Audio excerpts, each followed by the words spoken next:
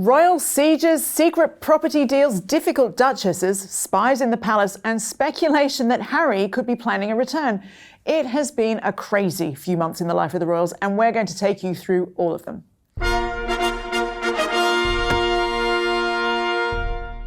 Hello and welcome to a special episode of Palace Confidential. I'm Jo Elvin and I'll be taking you through the biggest and most controversial royal stories of the past couple of months, analysed by our great experts. In August, we brought you the first half of the year, and we'll put a link below to that, while this show takes you on a journey from then until now. So make yourself a cup of tea, as you'll want to settle in for this one.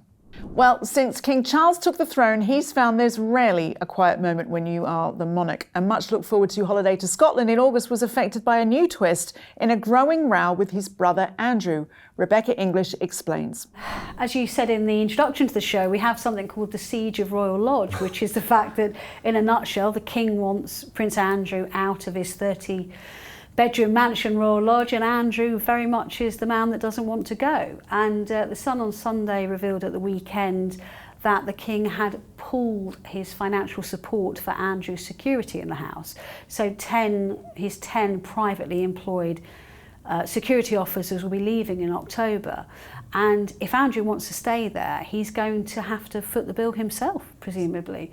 It's quite a bold move by the King, and one actually sources had trailed to me early on in the year might happen, because the King is funding this out of his own pocket, and they said to me, like, his patience is not limitless on this, and he suddenly decided to move. So I think, you know, on that big game of chess between the brothers, he's moved now and he's to see what Andrew's going to do back. So Richard, this is quite a big change. Do you think there's a lot going on behind the scenes, but do you think the brothers are talking directly or not?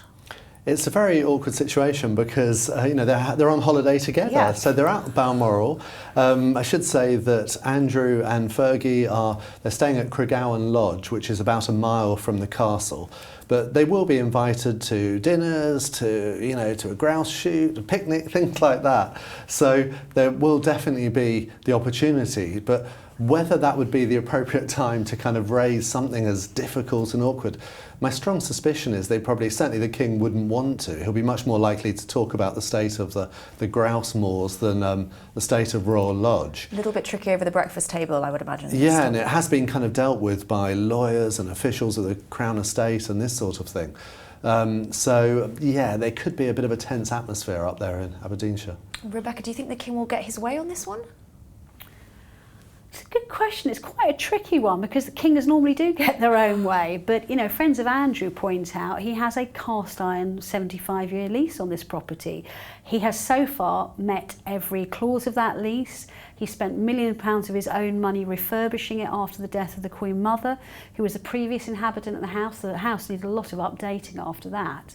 And they're making clear he's not going to go. I mean, it's a real stalemate at the moment. And I think one that both sides could do with trying to clear up sooner rather than later, but they are poles apart on this issue. So there's a big row going on, just not directly? No, and actually rows rarely go on between family members. It's done through private secretaries and officials. They're a family who actually don't like, and the King particularly, personal confrontations. So. Well, it makes it easier, doesn't it? Because if Andrew raises it, he can say, "Oh, look, my officials are dealing with this. I don't want to get involved," or something. So but it is like kids in a playground saying, "You tell so-and-so that, this is what I think about it and I'm not going to talk about it." I mean, it's, I think this is why these problems become quite entrenched. And Richard, you've written about this. Tell us more about that. Yeah, well, the piece is basically just reflecting the bemusement by Andrew and their friends as to why the King appears so keen to get rid of them. It's a property that's owned by the Crown Estate. On the face of it, there's no great reason to get rid of him other than the costs of security which the King is paying for. But the King has a lot of money. It's not exactly pressed for money. So it just seems pretty petty that he's trying to get rid of him. And what's the real agenda? There have been suggestions which we have discussed here before that perhaps the King sees it as a future home for Camilla if she outlives him. But it's not clear. But the point of my piece anyway is, stop fussing about this lodge, which is part of the royal family and concentrate on Harry and Meghan. You know, we've seen recently with them, they're causing all this trouble with their, you know, their foreign trips and so forth. Let's not forget that Andrew, as well as Harry, are still councillors of state. They still have the legal right to stand in for the king, and they're in the line of succession. So we've got far more pressing issues to address than who happens to live at Royal Lodge. So you don't think it's about public perception still of Prince Andrew?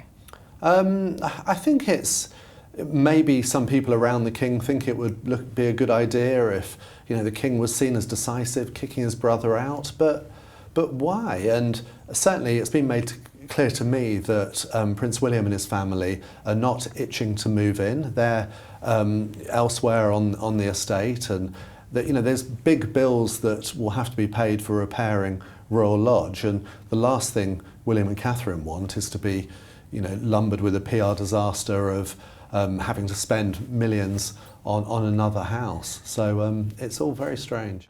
And things weren't much better over in Montecito, where Harry and Meghan faced the loss of another key staff member while their trip to Colombia, which seemed to try to mimic the tours made by royals, came under scrutiny from our panel. Yeah, this was quite surprising because it was someone whose arrival had been very much hyped up. It's Prince Harry's grandly titled Chief of Staff, Josh Kettler, and he'd only been in the job for about 3 months, but his appointment was meant to signal, you know, a new phase in Harry's life, and that he would really be sort of organising things. And to give you an illustration, he was actually the one who was organising this trip to Colombia. But anyway, I heard that he'd quit, and then it's all a bit unseemly because then People magazine, which is often very friendly to the Sussexes, was then briefed by someone clearly close to them that actually it was all mutual, and, you know, it was they decided that he wasn't right for the job or something, which I thought was a bit distasteful because everything I heard, no, he decided, no, I do not want to do this job any longer. Well, 3 months isn't exactly long in the job, is it? No, I'm still trying to discover exactly what went wrong, but what is a fact is he did not want to stay in that job. Well, I've no doubt you will get to the bottom of it, Richard. And Rebecca, the row recalls the bullying allegations made against Meghan Markle, despite obviously the Duchess's denials. There's no suggestion that anyone was bullied here, but I guess that story always kind of resurfaces when these things happen. Yeah, and I should say congratulations. Richard's too modest to say, but it was his exclusive, and everybody followed up, and it was a really cracking story. And I think what it does highlight is effectively the revolving door that the Sussexes have when it comes to staff, which inevitably ask the question why. And I was speaking to a couple of people very plumbed in with this in the last few days since Richard's exclusive. They were pointing out that a lot of people report they've lost 18 people that we know about since they've been in America and in the kind of, you know, the year or so leading up to that. But that doesn't even count the 14 people who were made redundant within the royal household when they decided to suddenly up sticks, quit their jobs and move to America. Now, some of those people were reabsorbed back into the royal household, but not many. Most people effectively were made redundant, and that doesn't even begin to count the domestic staff, housekeepers, correspondence people. So there's a lot of people who either left or have lost their jobs as a result of the Sussexes. And I should make the point as well that lots of these people, these 18, these are not kind of people with kind of, you know, dubious backgrounds, whatever. They're very respected people. If you look like with Josh Kettler, he's worked for big companies, he's stayed for years at other places. So he obviously took the job wanting to make a go of it, and these are people which are leaving. So obviously that does make you wonder why. Well, I've been told that it often the actual reality of the job doesn't match up to the job description that they've been given. You read into that what you will. Yes, I think he discovered that perhaps he wasn't quite the chief in that household. Well, the Sussexes have been travelling. They've been on what we might call a sort of faux royal visit to Colombia. What's that all been about, Richard? Well, it's a very good question, because what is it all about? It's I think on the face of it, they were invited by the vice president of Colombia, and it's almost embarrassing to actually say this, but she said that she invited them because she saw them on Netflix and thought it would be nice. I mean, where do you stop? Would she just invite the stars of her favourite comedy or something? But well, they were obviously enamoured with the invitation enough to go. yeah, so they went and they said it was to illustrate sort of the work they're doing and find out more about the culture of Colombia and this sort of thing. But I have to say that I've been hearing from a lot of people in Colombia who are very unhappy because, you know, we've been discussing how much security costs in this country, and that's the same in Colombia. They've had massive security at a cost to the taxpayer in a country with, you know, a lot of serious problems. So they've just seen this as some sort of vanity project for the vice president, and there is genuinely a lot of anger about it and questions as to why. From their perspective, you know, sure, Harry's been on these type of tours before, but when he was a member of the royal family, but now they're not. You know, what purpose does it serve? Well, I was going to add to that, Richard, just to say that I was speaking with somebody very senior in royal circles in recent days, and they said to me, Rebecca, genuine question, what did they hope to achieve by this?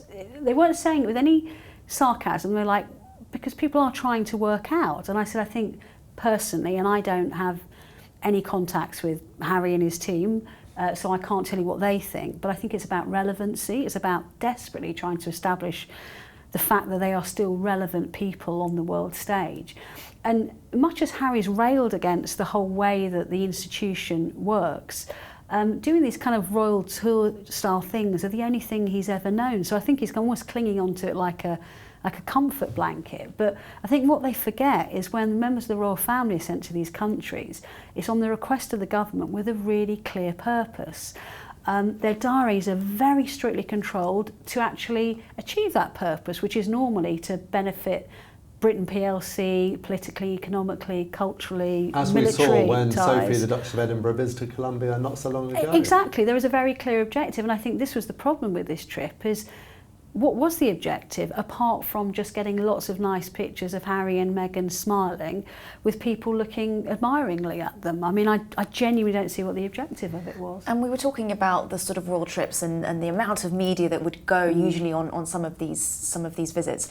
And with this, they had very limited media access. Yeah, and I think actually, Jess, this was fascinating because obviously Harry again has railed long and hard against journalists like me, for example, who cover these royal trips.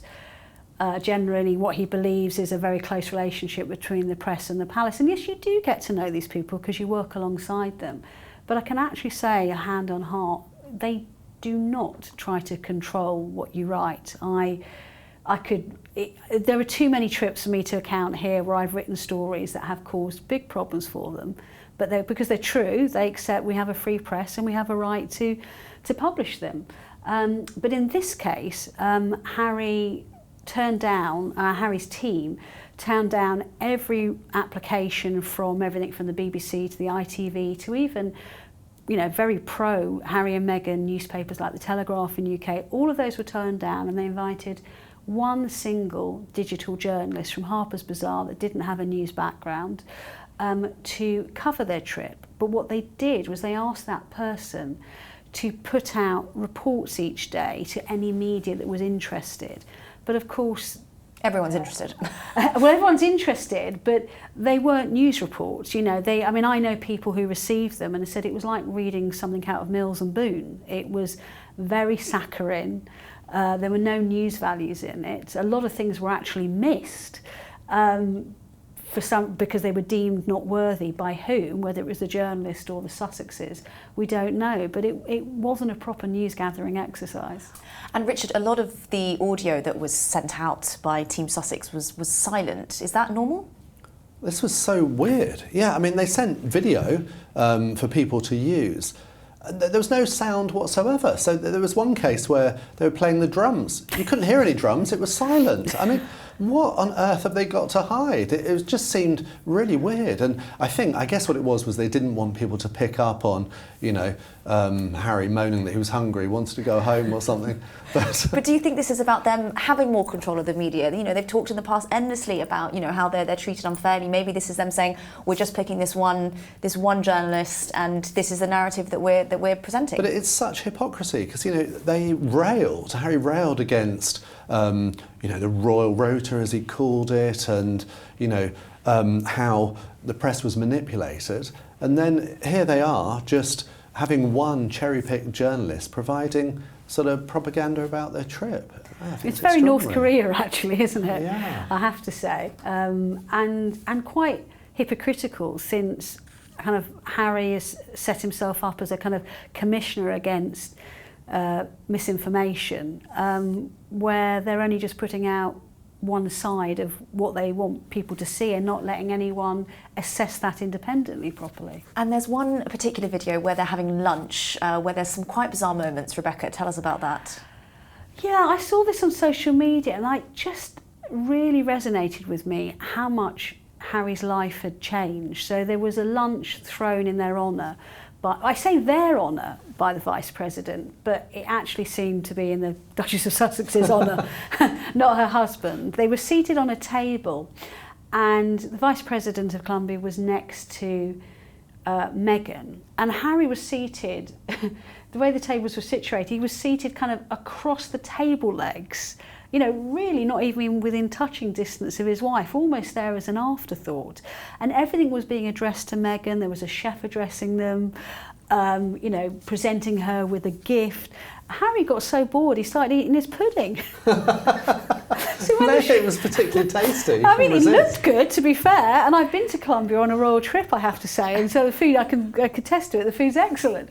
And then the chef came over and spoke to him, so he suddenly had to try and talk to him, like not showing the fact that his mouth was full. It was just utterly bizarre. Not standing up when the man was speaking to No, him? he just seemed like, Meghan stood up at one part to receive something. Harry just kind of sat there still with his knife and fork. No, I sympathise with Harry. The pudding a bit was here. really good. The pudding was really good. I sympathise with Harry a bit here, because come on, you can't get between a man and his pudding. You know, he was hungry.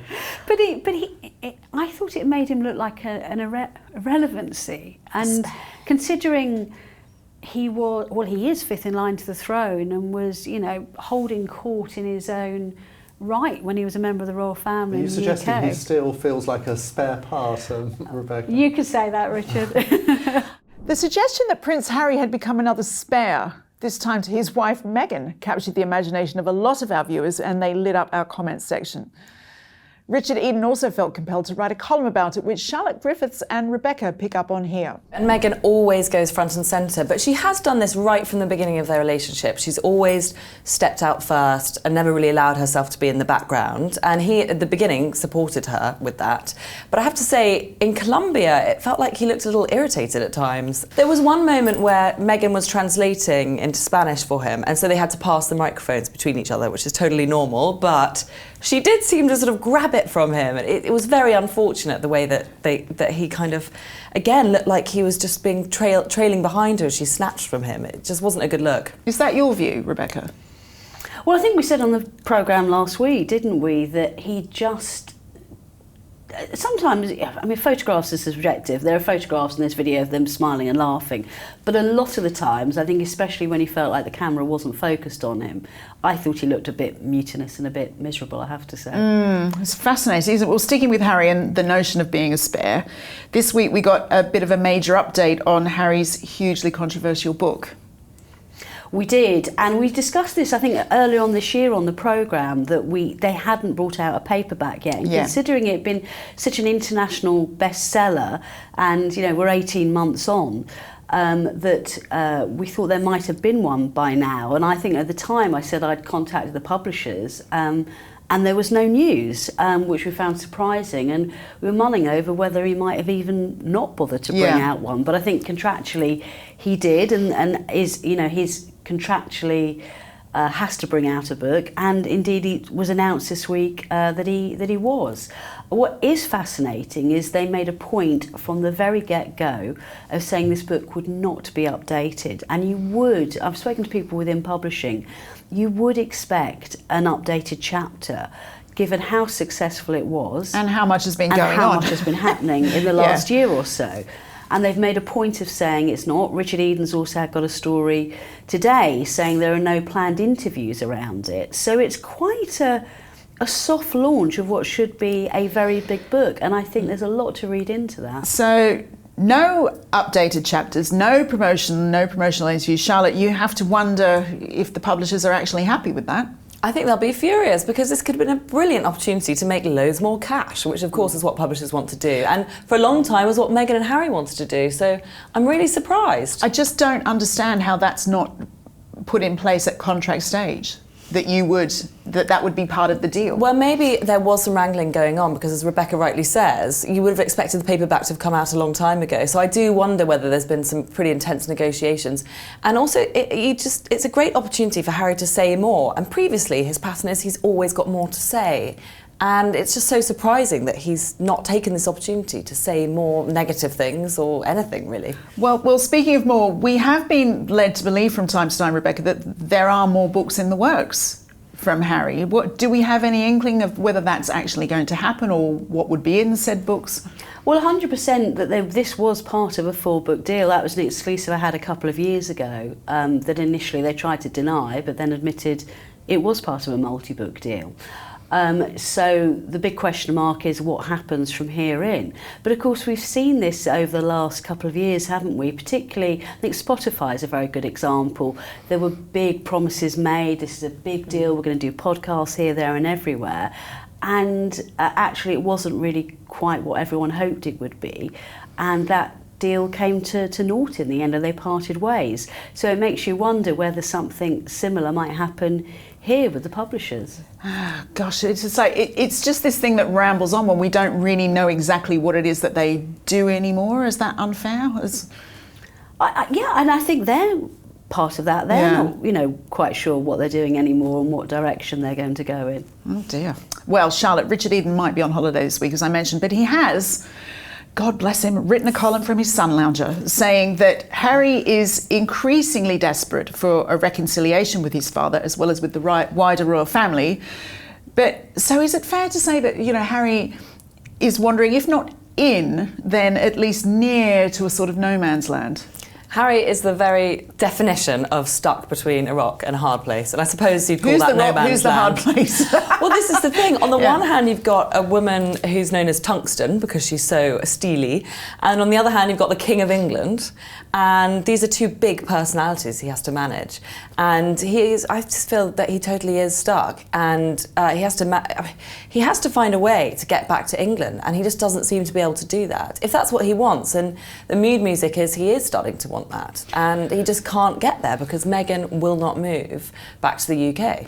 But also, Rebecca, there's this question of, before, the message from the Sussexes has always been, we need an apology before we can become closer and heal with the royal family again. Has that changed, if anything? Yeah, I mean, I don't know about the idea of him wanting a reconciliation. I'm not plumbed into what Harry's thinking is, but I do think it was very interesting that he made that transatlantic dash to see his father for just 30 minutes when it was announced that he had cancer, and I think there's a lot to read into there. As regards the apology, I think what this boils down to is the royal family have called his bluff. They haven't reacted to any of his demands or his threats, either publicly or privately. I mean, they pretty much ignored the fact that Spare had been published. Yeah. And I think we're probably all familiar with this, that it's almost like dealing with a toddler having a tantrum. It's like, don't listen, don't make a fuss, don't give in to it, just let it through, it'll blow over and, harmony will restore itself. And I think instead of fighting back, that's the approach they've taken with Harry. And I think this is probably, as we've seen this week, proving to be the right approach. Well, there's also been a fascinating view from the former BBC royal correspondent Jenny Bond. She was in OK Magazine speaking this week saying that Meghan might find Harry's looking back and worrying about how he's fallen out with his family frustrating because she seems to be at ease with estrangement from her family. What do you make of that? I actually agree with Jenny. I mean, once that drawbridge comes down for Meghan Markle, it stays down, and she doesn't seem to have any trouble with just moving on, finding a new friendship circle, finding another new friendship circle. She moves on very quickly, and once she's not talking to you, she's not talking to you ever again. So I agree with Jenny on that, and unfortunately for Harry, he can't just never speak to his family again. They're the royal family of England, and it's his brother who's shared so much pain and hurt with him in the past. So it's much more difficult for him. And the other complicating and confusing thing for him, I think, is that Meghan at the beginning of their relationship encouraged him to look back, go over the old problems, which of course he did in Spare and in Oprah Winfrey. But now it's all about drawing a line and moving on and forgetting about the past and looking to the future. But that's quite a big leap for Harry, because he's just spent years and years dredging over the past, very, very painful memories for him, including the death of his mother. So it's a bit of a switch, it's a bit of an about turn, I think. You're painting a picture of a man who doesn't seem to have much agency over his own destiny. Yeah, I mean, perhaps that's unfair. I think Harry himself admitted that it was when he met Meghan that he started to look into his past, and previously he hadn't. So whether she was just a catalyst, she was encouraging him for his own good, or whether just having a new wife made him decide to do it spontaneously. But yeah, he certainly changed tack at that time, and now he's changing again. Just before we came on air to record this, there's a couple of articles popped up in US media claiming to be briefed by sources close to the Sussexes, particularly around Meghan. I think this is interesting because she's about to launch her own big business and professional developments in the next couple of months, and you can already start to see that kind of press. American Riviera Orchard. Yeah. And she's done an interview about a new handbag brand that she's invested in, and you can see the very familiar pattern starting to build up. And one of those articles was saying she just wants peace now. She just wants peace. But again, this ignores the fact that if these reports are to be believed, and obviously we are dealing with anonymous sources here, but if that is the case, then there's a complete lack of understanding that sometimes when things are said and things are done, they can't be undone. Yeah. That's caused immeasurable hurt to people, and you can't just click your finger and say, well, we want peace now, everything should go back to how it was before. That's not life. Life doesn't happen like that. It's interesting. So, Rebecca, there was news that William and Harry might be in New York at the same time next month, and that had everybody, like me and Charlotte, getting the popcorn ready. And then you had to go online and ruin it, didn't you? Tell us. Well, I am meant to be on holiday this week, but I got really ratty about She's this. such a soldier. Look at her in that hot seat again. Just because I saw so much speculation about it, and there is no big issue. William's Earthshot Prize Awards is holding an innovation summit in New York at the same time that Harry announced he's going to be there. But when they announced it back in kind of mid to late July, journalists such as myself asked the question, does Prince of Wales plan to go out? And we were told very straight, no, he's not. I checked that this week. He that hasn't changed. He won't be out there, and there is no drama around it. He obviously made that decision before he even knew Harry would be going to be in New York at the same time. But let's not forget, and I feel like I sound like slightly a broken record on this. His wife, Princess of Wales, made very clear that her treatment and recovery would go on during the summer and into the autumn, and I suspect that's got a lot to do with it. And while he'll be very involved behind the scenes, I think his public focus is on the next Earthshot Prize Awards in Cape Town in November. It really is as simple as that. I mean, it's like she's just sticking to the facts. I know. Where's the fun? Where's my conspiracy theory in that? So, Charlotte, I mean, even if they were there, the chances of any kind of reunion would have been off the table, wouldn't it? I don't think they'd be going out for New York bagels together, sadly. A funeral for a royal relation had some people hoping that there might finally be a reunion of sorts for Princes William and Harry. As Rebecca reveals here, it wasn't to be. Yes, so as we were recording the programme last week, it was all kicking off in Norfolk. Yeah. And it emerged, as we discussed on the programme before, Lord Fellows, who was married to Princess Diana's sister, Lady Jane, also a very long-standing and well-respected courtier at Buckingham Palace. He died very sadly in July, and it was mooted as to whether Harry would come over from America for his uncle's funeral. He was very fond of his uncle and is still obviously his aunt. And interestingly, it was known by the Sussexes that he wouldn't be coming, but lo and behold, he did. And obviously he was there, William was there, obviously as Lord Fellowes' other nephew, and while the vicar told the Mail it was lovely to see them, he made very clear that the brothers weren't seen speaking at all, either at the church service, which wasn't actually the funeral, it was a memorial service, but also at a reception afterwards. So not sitting together. Vicar. Yeah, Very chatty exactly. Yeah. vicar, So not sitting together or anything. Or... No, they were both sat at the back of the church, but in separate seats. And the vicar said when they came out, there were people between them. They were chatting very happily and genially with the other guests, but there was definitely no conversations between them, and they went their separate ways. Well, the other thing that's interesting, obviously, presumably Norfolk William went back to his house, Amner Hall, but Harry's choice of a place to stay was quite fascinating. Yes, no, it's since emerged that Harry stayed after the service. He went to stay at Althorp, which was, of course, his mother's childhood family home, and it's where she's buried on an island there. And it very interesting, you know, it's Earl Spencer's home, and it shows how close Harry is to him. And we've seen this before, for example, at the ceremony, at the service to celebrate the 10th anniversary of the Invictus Games. Earl Spencer was there with his sisters, whereas no members of the royal family were. So it really does, you know, is an indication of how close Harry has stayed to them. Indeed. Do you think it lends credence, Charlotte, to the theory that Harry has always seen himself as a Spencer first? Yes, definitely. And his uncle, of course, famously at Diana's funeral, spoke out against the press, hounding Diana, which of course is a huge issue for Harry. So they'll have that in common, as well as obviously being blood relatives.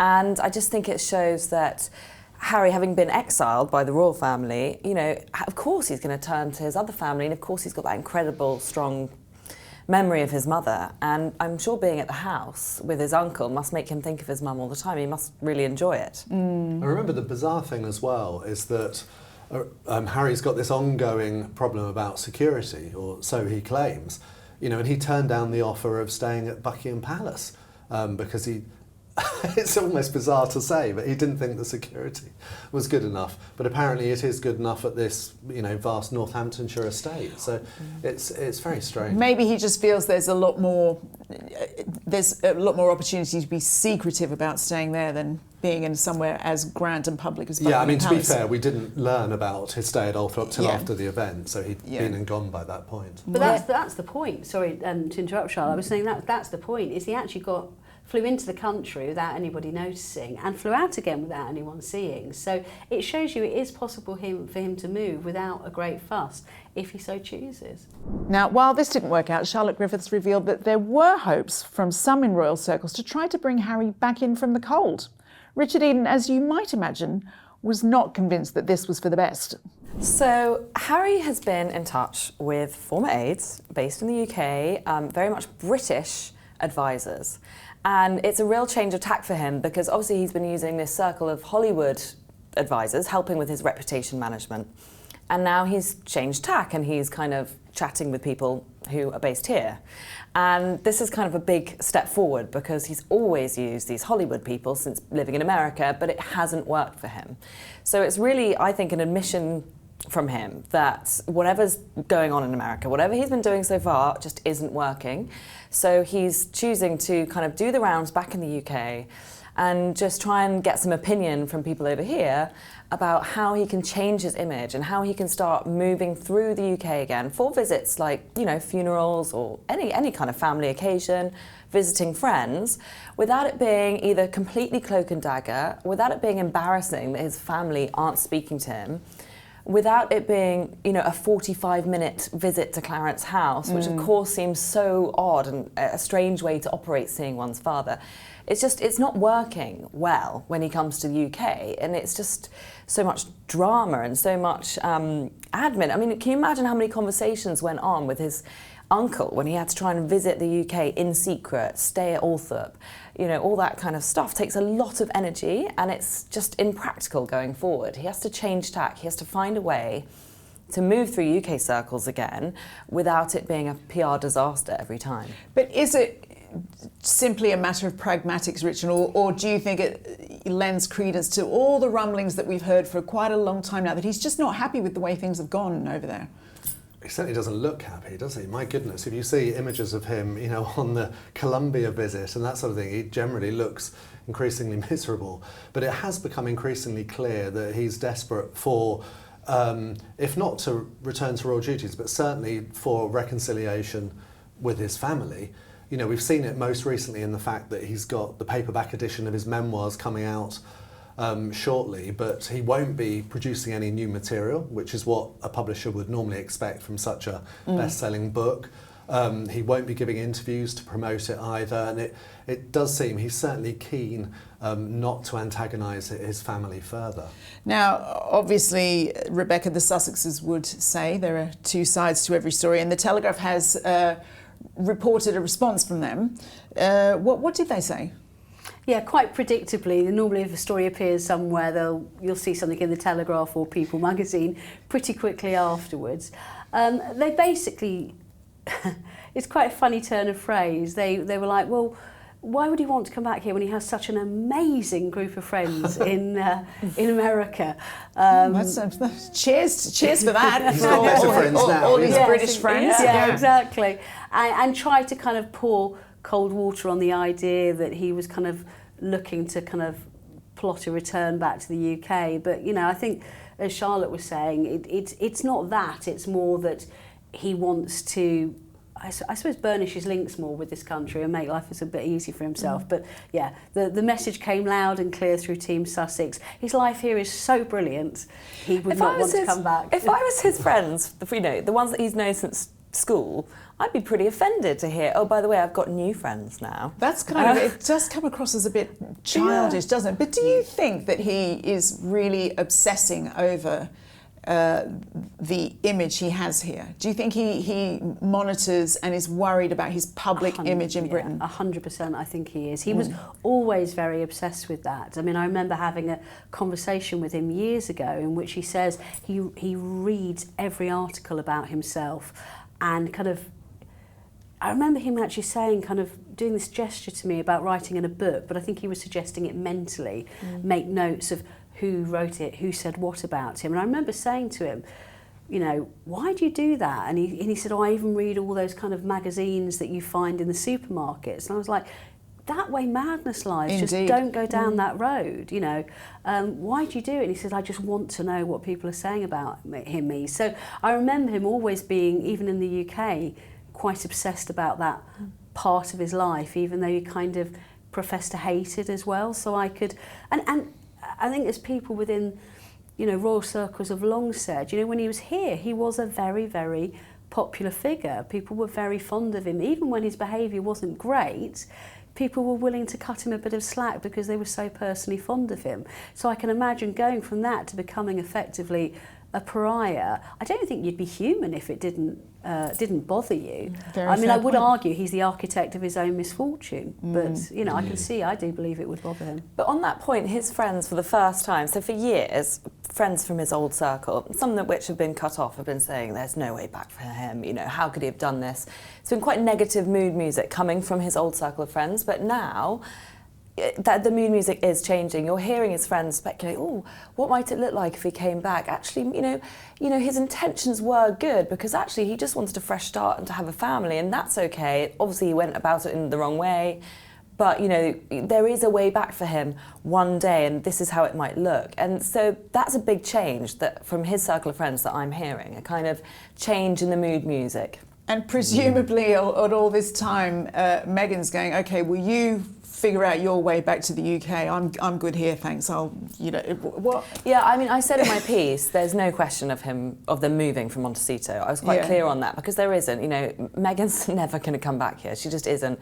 She's never going to live here, and he's never going to leave his kids behind. So I think any future increased time in the UK will just be sort of visits that are basically longer than 45 minutes. I mean, it's insane how short his visits have been so far. He's been turning around trips in 24 hours, 48 hours. So I think of course he'll come here more and more as years go by, but I don't think they'll ever move here again. Richard, you've written in your newsletter, predictably, that William, not you being predictable, but we predict William would say a very loud no to any kind of reintroduction to the firm. Yes, I mean, since we learnt that Harry had made this unannounced visit, I've been speaking to people about what are the chances of a reconciliation between the brothers, but everyone really has made the same points, that it won't happen until Harry and Meghan really apologise for everything they have said. You know, they need to apologise at least privately. But also, how can there be that reconciliation when William and Catherine just don't know what will later appear in a TV programme or in a book? Like, genuinely, once you've lost that trust, you've kind of lost it forever. I mean, can you imagine what they would think about? You know, because in his memoirs he had just revealed those intimate conversations that they never in a million years thought would have been published. So there really won't be any welcome back. You just don't know what's being banked for a later date, do you? Harry's wife Meghan was meanwhile having trouble with her plans to launch herself as a lifestyle influencer. Rebecca here questions the advice that the Sussexes receive and how they themselves take advice. She's obviously planning to relaunch herself with this big American Riviera orchard brand, which involves... Still not tripping off the tongue, is it? No. Cooking and lifestyle show on Netflix, and a kind of Martha Stewart-style empire, which involves selling branded products. So obviously she's gone to trademark this in America, has been told very flatly, you can't do that because the American Riviera is actually widely known as a particular part of California in which they live. And they said you basically can't trademark a geographical place. I mean... So where was this legal advice 6 months ago before they had the big fandango and announced the name? Well, that begs the question, what kind of advice they're getting, and is it the right one? Because you think these are the kind of I's that should have been dotted and the T's that should have been crossed. I have a theory, and I think it's actually Richard's fault.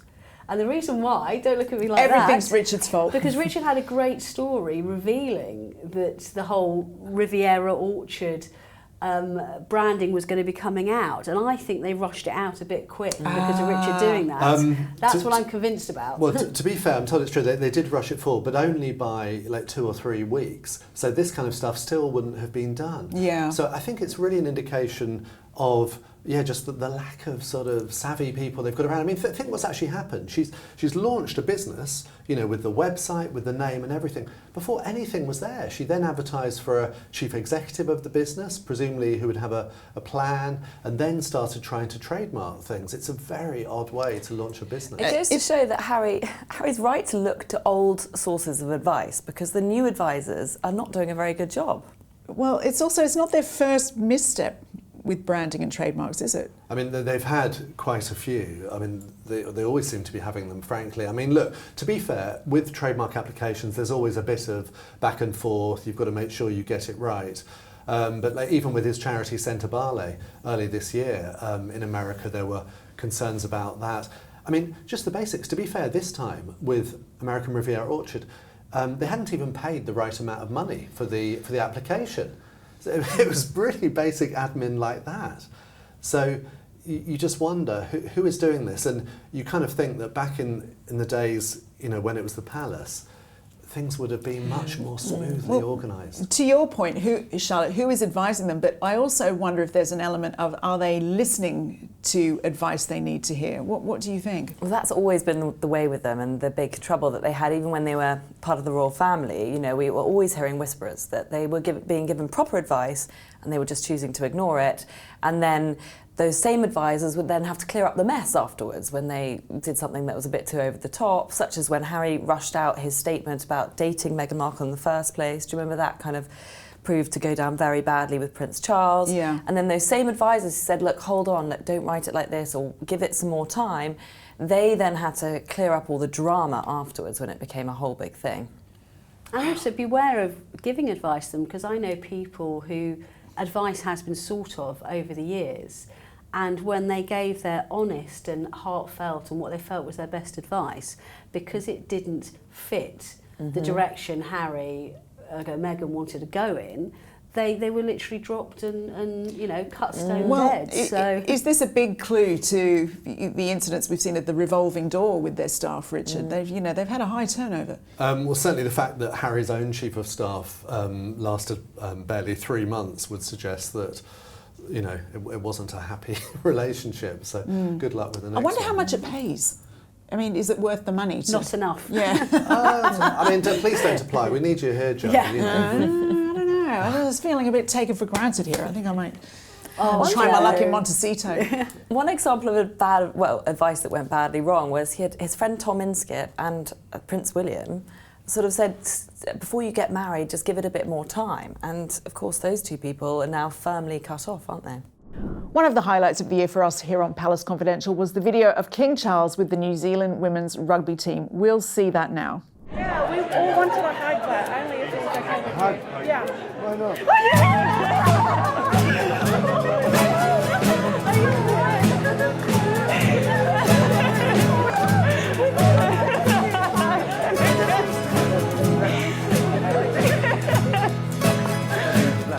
Richard, what was the occasion? I love this. This was the women's rugby team from New Zealand who are playing England this Saturday. And I think the King invited them to Buckingham Palace because partly I think he was keen to sort of apologise, really, because he wanted to say sorry that he's not going to be able to visit New Zealand as part of his tour down under. Oh, that's nice. When he goes to Australia. Yeah, so I think for that reason he felt a bit emotional, because I'm sure he was very keen to go to New Zealand. And yeah, someone seized the opportunity to say, can I have a hug? And then they seem to have sort of enveloped him in a rugby scrum, shall we say. What a bold move. I mean, that is quite bold, because obviously the protocol exists around not touching the royals. Do you think there were some panicking palace officials, or? I don't know. I love the expression on his face, and he did say afterwards that he felt it was very healing. And my first reaction was, isn't this lovely? But then I must admit, after, I did worry, because remember that the King is still undergoing cancer treatment, and so his immunity levels may be down and that sort of thing. So you would expect him to be kind of avoiding too many germs, but there is also, I don't want to be flip, but things like hugging are emotional healing tools. I think that's really nice. Yeah, the delighted expression on his face, it looked like it did him good. So let's hope it did. Rebecca, inevitably there is always discussion around royal protocol when this stuff happens, but it does seem that the modern royals are just more relaxed. Yeah, and I tell you what was lovely about this video is when they said, can we have a hug?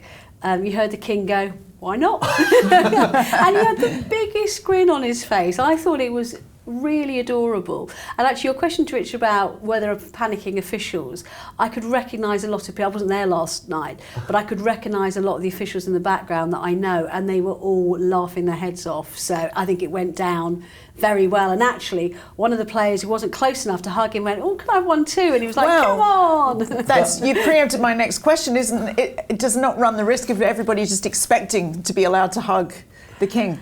Yes, but I think, it was a particular set of circumstances, and obviously they're used to doing rugby scrums, and he was joking afterwards. It was like, I felt like I was in a scrum, and was talking about the position he played in rugby when he was at school.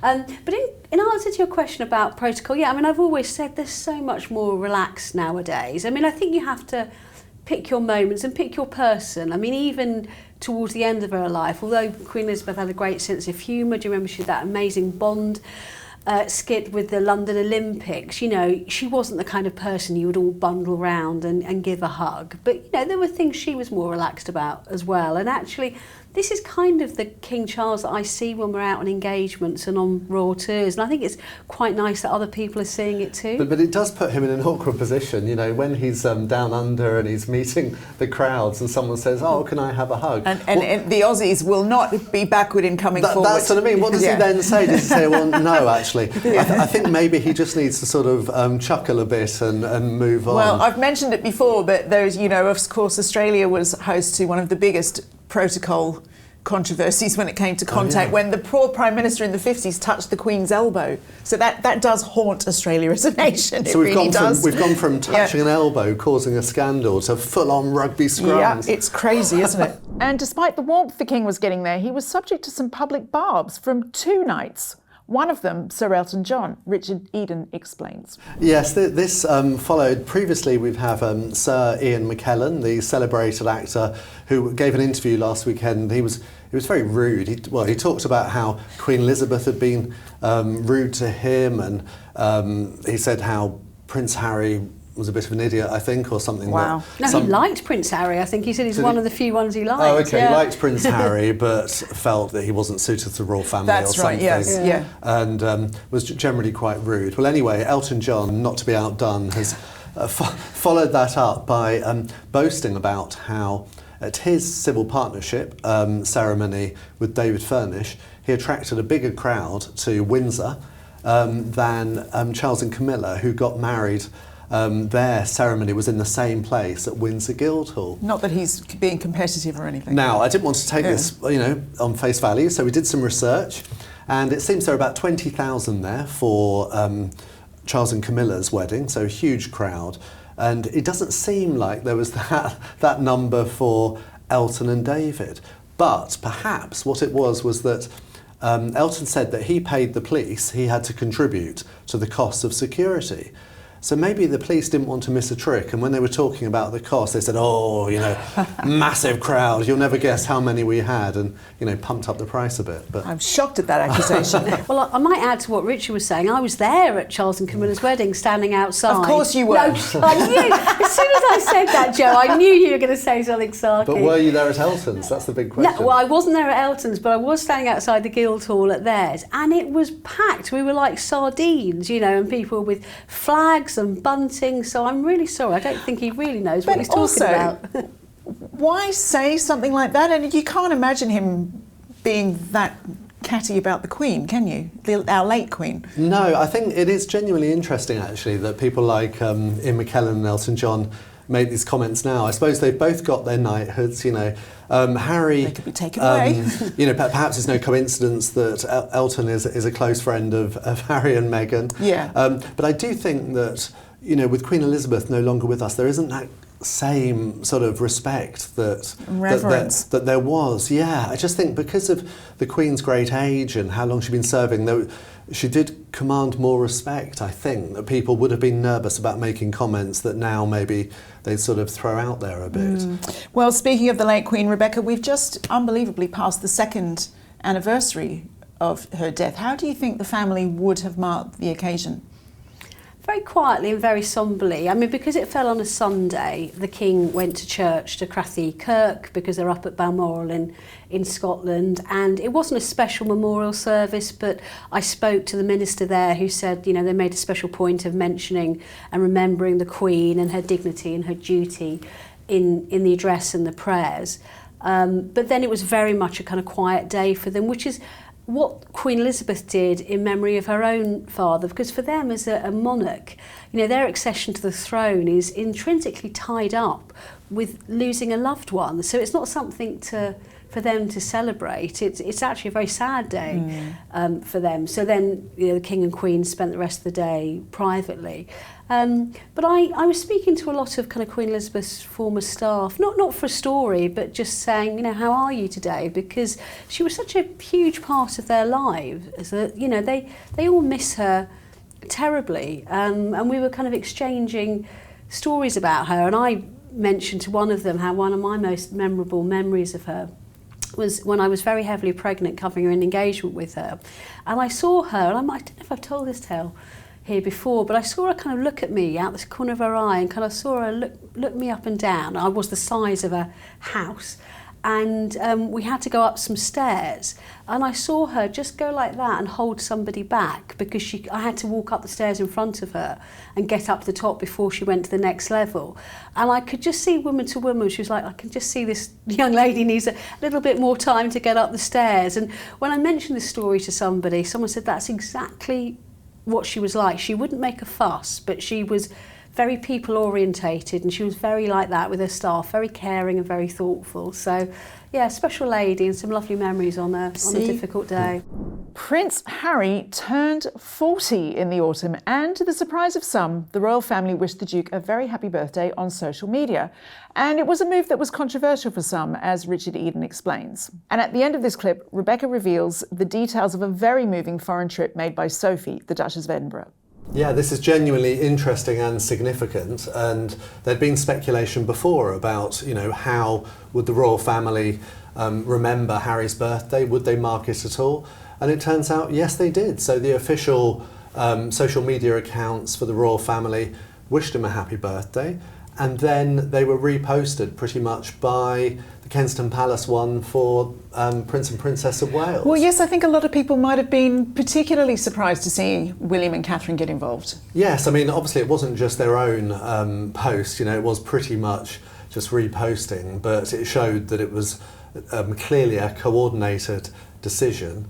There have been lots of people who've said, no, it's not significant at all, it's just because it's a landmark birthday, and they've said, oh, Queen Elizabeth had a policy of not marking birthdays of people who are not working royals, except for when it's a landmark birthday. Okay. But anyway... I think I follow. But anyway, that's simply not true. There have been lots of examples in the past of birthdays such as Princess Beatrice's, where there's been some official sort of happy birthday wishes. So that's really not the case. So the truth is, it is significant. And from what I've been told, it is a reward. It's a reward for Harry not writing a new chapter, no new revelations in his book Spare, and he's not going to give any interviews to promote this book. So it's their way of sort of thank you and a quid pro quo. A pat on the head. I mean, you can only imagine sort of like the groaning meetings, like, we've got to do something. We've got to do something. Don't you think? I wrote about that in the paper on Monday, because that's exactly what happened at the palace when Harry and Meghan acrimoniously quit and up sticks, and there was an actual physical debate about this. What do we do? And part of the problem is they didn't have enough pictures of them to keep on basically attaching to birthday wishes. Well, there was an interesting picture choice, and there was a lot of discussion about it, wasn't there? There was, yeah. I mean, I spotted that straight away because I was out there when that picture was taken. It was taken in 2018, just after Harry and Meghan got married, and they went to Ireland for an official visit. And I remember, because I was actually up with them at the job before that, and I suddenly thought, actually, hold on a minute, she would have been in that picture because they were glued to the hip. So I kind of went back and had a look at the picture, and lo and behold, the actual original scene, Meghan was sat next to Harry. But in the cropped picture, and it's important to stress the photographer did this, not Buckingham Palace, the cropped picture, it just showed Harry smiling and laughing on his own. But it was, I need the EastEnders theme tune now. It was amusing. It was exactly. That's why it's not Meghan's birthday. Exactly. I agree. I mean, it amused me rather than it being anything, I think, overly, anything massive to read into it. And just to clarify, William and Catherine did wish Harry happy birthday. Yes, personally. they did, from their official account. We don't know what happened in private, or whether they sent a nice present or a card or anything. But maybe we'll find out from Harry and Meghan eventually. Yes, in the next book or Netflix show or Spotify podcast or something. But now, Charlotte, there's also been much speculation about whether or not there would be a call between Harry and his father. People magazine have told us the pair aren't speaking at the moment, but in Vanity Fair it said there would be a call. I'm so confused. What's the truth? Well, it was his birthday on Sunday, and we're now on Thursday. I think we would have found out by now if there had been a call. I just think that the sources close to Sussex might have leaked that out. Do you not think there's a possibility of, look, there will be a call, but for God's sake, Harry, if you say anything. Do you know what I mean? It could have been something like that. It could be. I still think we would have found out about it. I really do. Because it's not actually saying something to say a call took place. That's kind of a reasonable thing to leak out. I just think they would have done. So I personally don't believe a call took place. Oh, it's still such a sensitive topic, isn't it, Rebecca? It is. And look, I'm going to be cards on the table. I don't know whether a call took place or not, but what I do know is the feeling around it. And I wrote a big piece for the Mail on Saturday, Harry at 40, and I addressed this issue in it. And part of the problem is, I think the relationship between a parent and a child is very different to the one of siblings. So we can completely understand why William feels, very aggrieved at what Harry has done. It's slightly more complicated for Charles. He is angry and he is hurt, but he's still his son at the end of the day, which is why I've always said, much as he is keeping distance at the moment, he would never entirely shut that door to him. But one thing I did find out that I wrote about was how really disappointed the King was back in November when Harry did call him to wish him not just happy 75th birthday, but also his children did a little video singing happy birthday to the grandpa they've barely even seen. And within hours of that happening, that was leaked by the Sussex side of things to, you know, favourite media, and that really crossed a line in the sand for the royal family, because so very little of their lives are genuinely private. Yeah. So much is lived in public or surrounded by people, even staff, watching them what they do. And so private conversations, particularly private phone calls, are really considered just that. And that's why Harry's spare memoir, you know, was so damaging and so broke a bond of trust. So it was made very clear to me the King was really disappointed and was really hoping that wouldn't happen again. If, and I genuinely don't know whether it has, if any other such call happened, which is why I don't think we found out about it. Maybe there's a chance he finally got the message, and he's, as you said earlier, you know, he's kind of proving himself a little bit, Harry, by the sounds of things. Maybe a call to take place, and finally he's keeping it a secret. He's learnt to keep I think secrets. that's very possible, and I think they were certainly, I know, very encouraged by the fact that he didn't bring out an extra chapter with the paperback version of Spare, or do any interviews to accompany it. That came as a big surprise. I mean, I had someone call me and say, "Are you sure you're right in saying that?" I was like, no, he definitely isn't. To be fair, we should say that that's not due to be published till next month, so there's, you know, well, that's true. We'll still see. Finally learning not to infringe his own privacy. Yeah. It's like, you know, well, the watch great space. irony. Yeah. Now, Richard, whether or not you agree with it, it does seem to feel like there are voices emerging on both sides of, you know, here and the Atlantic and America, that there is talk of at least the idea of some sort of rapprochement. Well, certainly it's become increasingly clear that Harry is desperate, that he wants that, you know, reunion with the royal family, not necessarily to, you know, come back permanently or whatever, but to at least get things on a more civilised level. And I do think that those birthday wishes indicate that the royal family is responding to that. Indeed. So we'll see where this takes us. Now, Charlotte, you never disappoint when it comes to bringing the mischief, and you wrote a piece at the weekend listing the 40 people for his 40th that Harry would have to make up with before he could have a role in England again. 40 people. It took quite a long time to write down 40 people, so God knows how long it'll take him to actually make up with 40 people. Well, I won't ask you to name them all now, but other than the key players, who do you think would be a key mediator in that scenario? God, there are so many it could be. I think one of them is Mark Dyer, because Mark Dyer is Harry's closest friend, really. He's a little bit older than Harry, and he's like a sort of mentor, godfather, father figure in his life, and he's also a sensible army man, and he's very much on Team Harry, so Harry will trust him, and Harry really trusts him. But I can see him communicating with William, because William will understand that he's a sort of reasonable army, sensible head on his shoulders, and he's always given Harry good advice. Harry's not always listened. So that's a glimmer of hope there. And the other one is Tom Van Strabansy, because there's this... Sorry, what's that name? Tom Van Strabansy. Well done.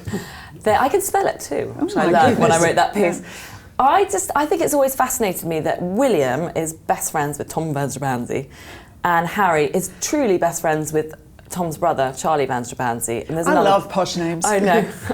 And Charlie's wife is one of the few people that Meghan is friends with in the UK, and one of the very few women that she really kept in touch with. And I just think those Van Strabansy boys, I'll just say it one more time, could really be the kind of, I don't know, mediators, because they've got one each, the warring brothers, and they could be brought together. And they used to hang out the whole time and be a real squad. Everyone should have a Van Strabansy. Oh. Everyone. I think we've said it 6 times now. Exactly. Well, now, Rebecca, this could be put to the test, because isn't Harry coming back to England, we understand? He is coming back on September the 30th in his role as kind of global ambassador for Well Child, which is actually a brilliant charity that looks after, you know, seriously ill children and the families and the people that care for them. And it's a charity he's been involved in. Gosh, I remember covering engagements with him there, you know, must be 15, 17 years ago. So, and it's one he's been passionate about, and he normally comes back for their annual award ceremony each year, and he is doing it. They've confirmed it now this year. He's going to be giving a speech, presenting an award. Obviously, a lot of speculation about whether There might be family reunions at the same time, but I wouldn't necessarily count on that. Well, King Charles is unlikely to be in London at that time, isn't he? So do you think they'll see each other, or is it a case of people whispering about royal conciliations getting a bit overexcited? I suspect there's a bit of either wishful thinking, slow stroke, people being overexcited. So the King and Queen Camilla have got a big engagement in Scotland on the Saturday. They're going to the Scottish Parliament, so very significant event. Harry's event's on the Monday, and while no one's saying quite yet, I've been led to understand that the chances are he will be staying in Scotland. So there could be a change. But unless that, it would Harry be having to go up and see him, and I think that's quite unlikely he'll do that. Well, Richard, it seems that the Sussexes still have lots to think about at home because there was a rather, I'd say, savage story in The Hollywood Reporter about a certain Duchess Difficult. Gosh, yeah. I mean, the Hollywood Reporter is a respected publication. It's not very sensationalist. You know, it reports on all the industry in Hollywood. The language in this report, essentially it was about how staff have found it working for Harry and Meghan, and particularly Meghan. And the quotes in there, I mean, you know, are we even allowed to repeat them? You know, they were calling a Duchess difficult, and there was one source was saying that they had witnessed Meghan making a grown man cry. Not Harry, by the way, was crying, it was someone else. Okay. And yeah, it was strong stuff. And I should say, I've spoken to friends of theirs since then, and that they've just denied these claims and said that, you know, it's a very one-sided report and just simply not accurate. But it's striking where it's come from and the fact it's in America. Well, that's the thing, isn't it, Charlotte? Because often people rushing to the defence of the Sussexes when these stories come out and say, oh, it's an anti-British, an anti-Sussex narrative from the British media. But this is the American media. Yeah, I think it'll be so disappointing for Meghan because, of course, she really cares what the Hollywood Reporter thinks. She's a former actress and this is her world. She literally lives in California and hangs around with Hollywood stars. And, of course, you know, she ran away from the UK, and so did Harry, to escape these kind of reports. But I remember a similar report coming out in the Times several years ago. It was much more tame than this, very similar but much more tame, because the British media held back a little bit and didn't go quite as far as the Hollywood Reporter went. I mean, it is savage, as you say. So it goes to show running away to America doesn't mean you're necessarily going to get an easy ride. In fact, if anything, you know, the narrative that she was Duchess Difficult when it came out in the UK was much more gentle on her than this one. Gosh, well, you know, the Sussexes may well, Rebecca, argue that it's one-sided and argue the claims in that story, but they can't really argue the bare facts that they do seem to have a real problem retaining staff. Yeah, the numbers don't lie. I mean, obviously, with any big organisation or household, there's always a turnover of staff, you know.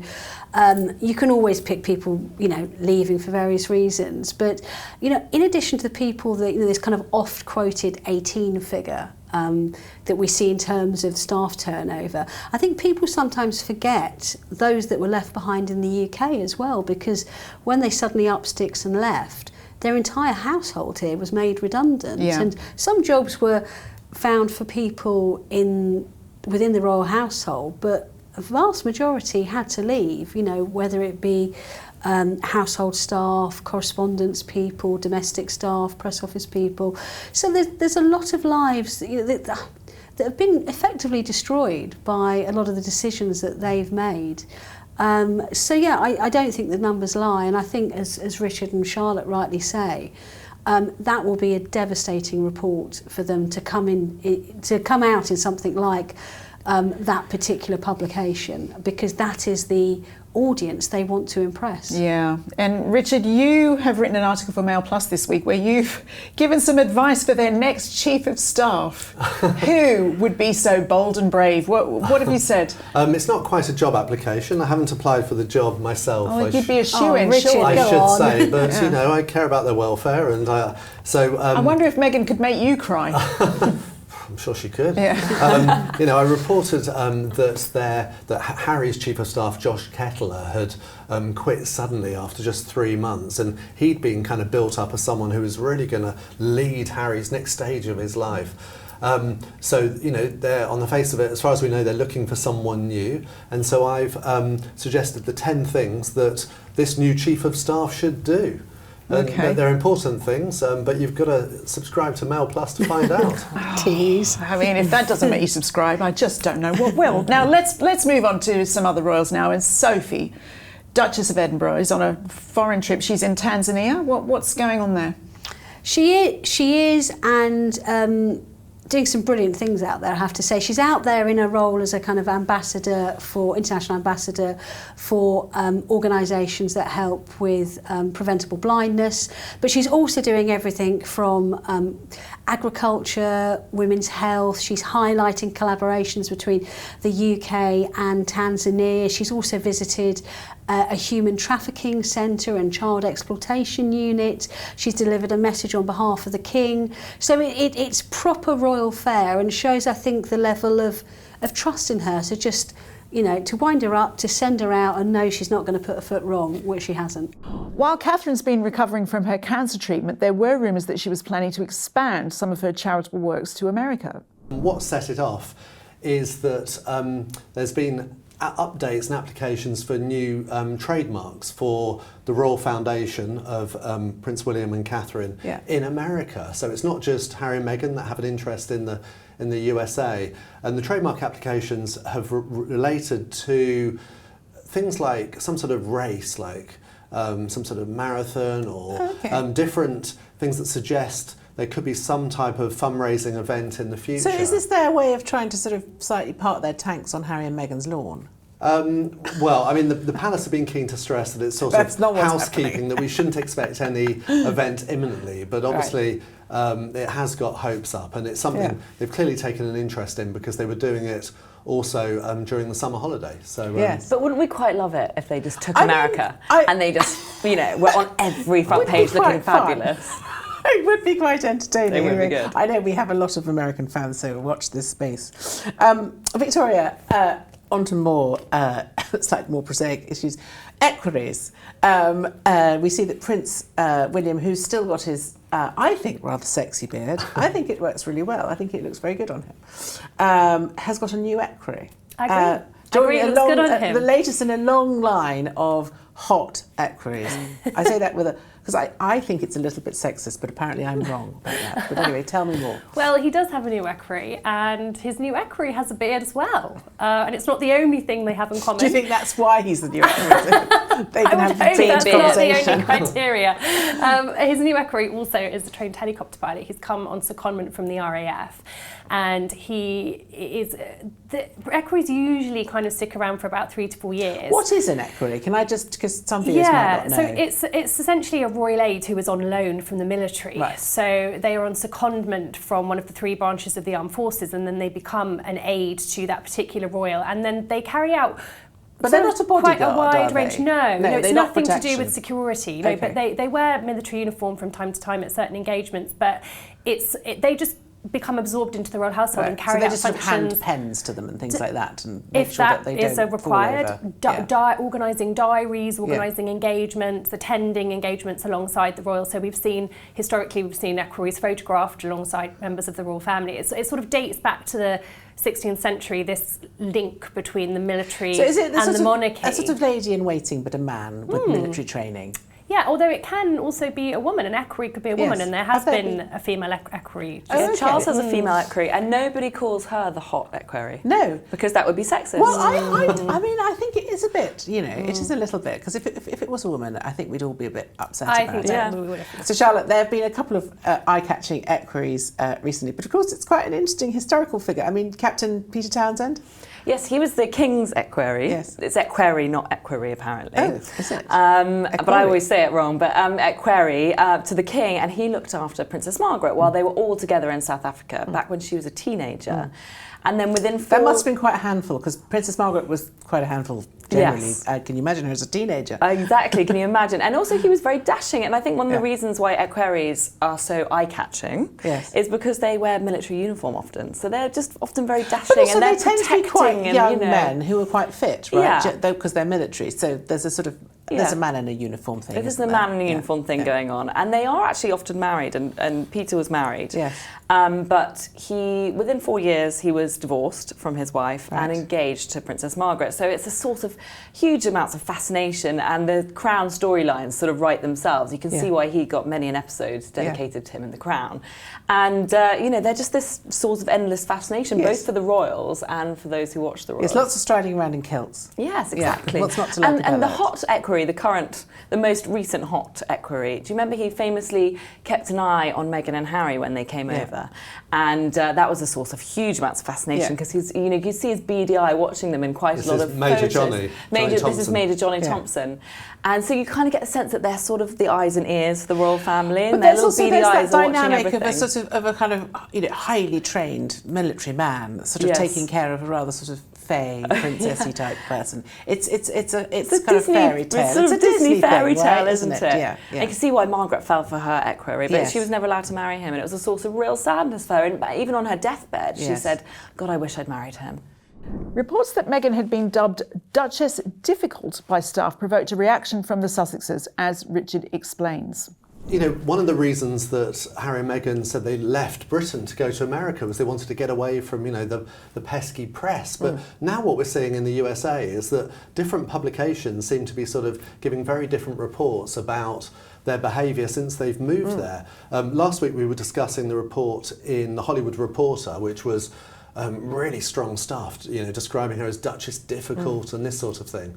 Well then, this has stung Harry and Meghan into action, and clearly they've encouraged employees and former employees to contribute to a friendly publication, Us Weekly, which is another magazine, and that they've published this extraordinary article where it's all different testimonies talking about how wonderful they are and making them sound like they're the best employers anyone could ever have. There's one extract particularly about Meghan's like she waters, what is it? I mean, she waters the seeds and the flowers grow. Helps people, it waters seeds and helps them flourish. That's how she was helping careers. And the one that really stuck in my mind was there were some extensive quotes from Josh Kettler. Now, who only worked for them for about 2 days. That's it. Viewers might remember that he was Harry's chief of staff who left as soon as his probationary period finished after 3 months. Well, they've got quotes from him saying, "I was really impressed by what I saw," and stuff, and you think, well, so impressed that you immediately left. Do you think he had it written in his severance clause that he had to say a nice thing about them too? I actually found his quotes quite short and clipped and forced, if I'm going to be honest. Well, I think also you want to stay generally on good terms with employers and former employers, don't you? References are important, this sort of thing. Well, exactly, but they always used to complain in the UK that they couldn't get, the things that were said about them that they didn't agree with, they couldn't get them corrected in the British press. Do you think this is their sort of way of going about it in America? Well, that's what's so interesting, because Meghan has spoken about how she felt that terrible things were being said about her and the palace refused to comment. That was always their way. They thought better to let things lie and never not explain, get involved. never apologise. That's always been so here is the opposite extreme. So you've got fully addressing the complaints. And is it a success or not? On the one hand, you could argue that you've got lots of people on the record now saying they're wonderful. But on the other hand, it's given the story a whole new lease of life. And I'm sorry to report that it's then provoked another American publication, the Daily Beast, they've spoken to someone who used to work for them. Oh my goodness, I don't even know if I can say the things this person has said. They've described Meghan as acting like a demon. I thought a demon, not a diva.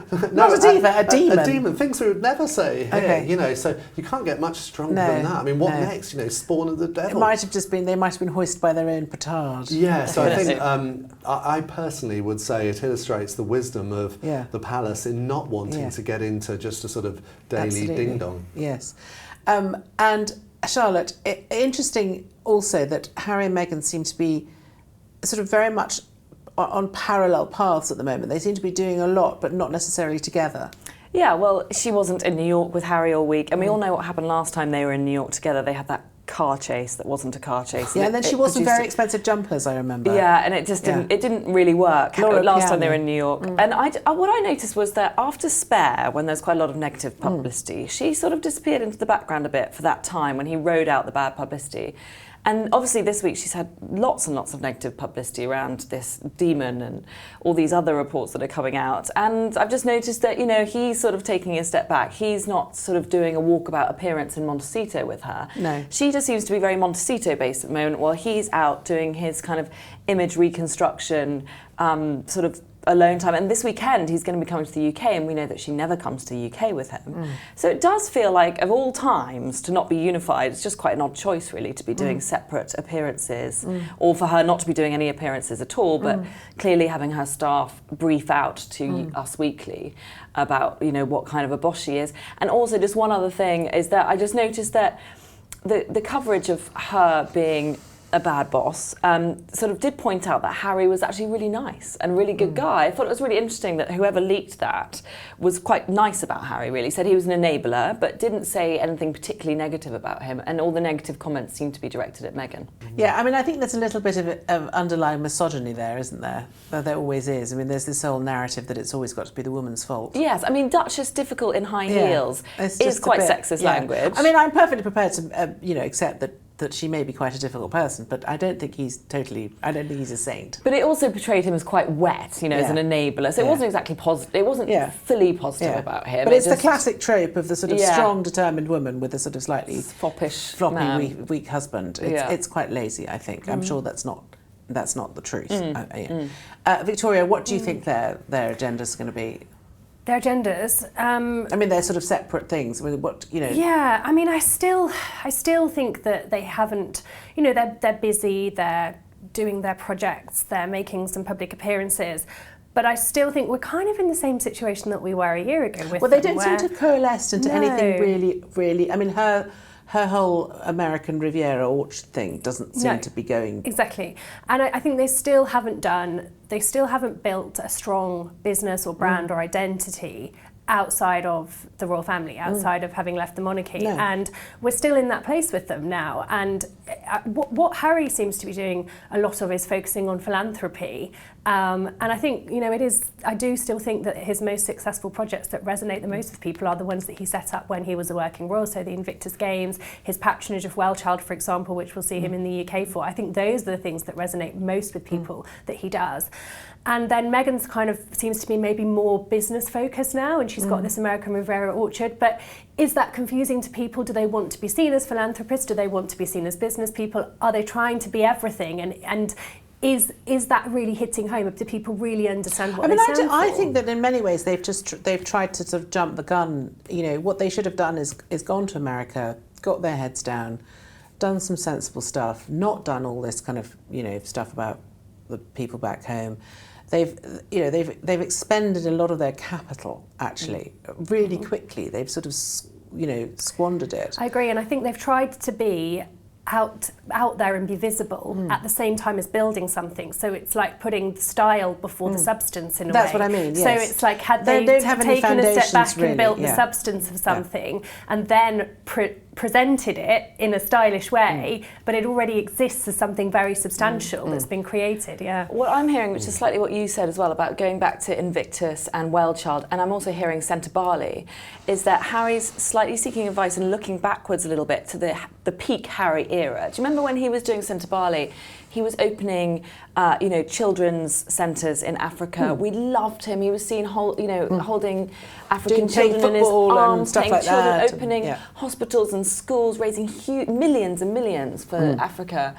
That was peak Harry, and I think he's going through a period of reflection at the moment. That's what I'm hearing as well, and going, okay, what was I doing right back then? Centre Barley was my best time. People loved me. Well, it's not complicated. What you were doing right back there, Harry, was not complaining endlessly about your relatives.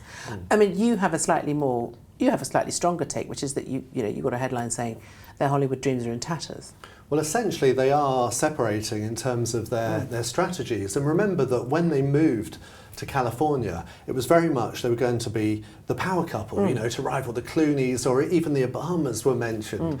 And we saw that when they recorded their first podcast. It was very much them together. It was the pilot episode, and that was going to be the pattern, them together.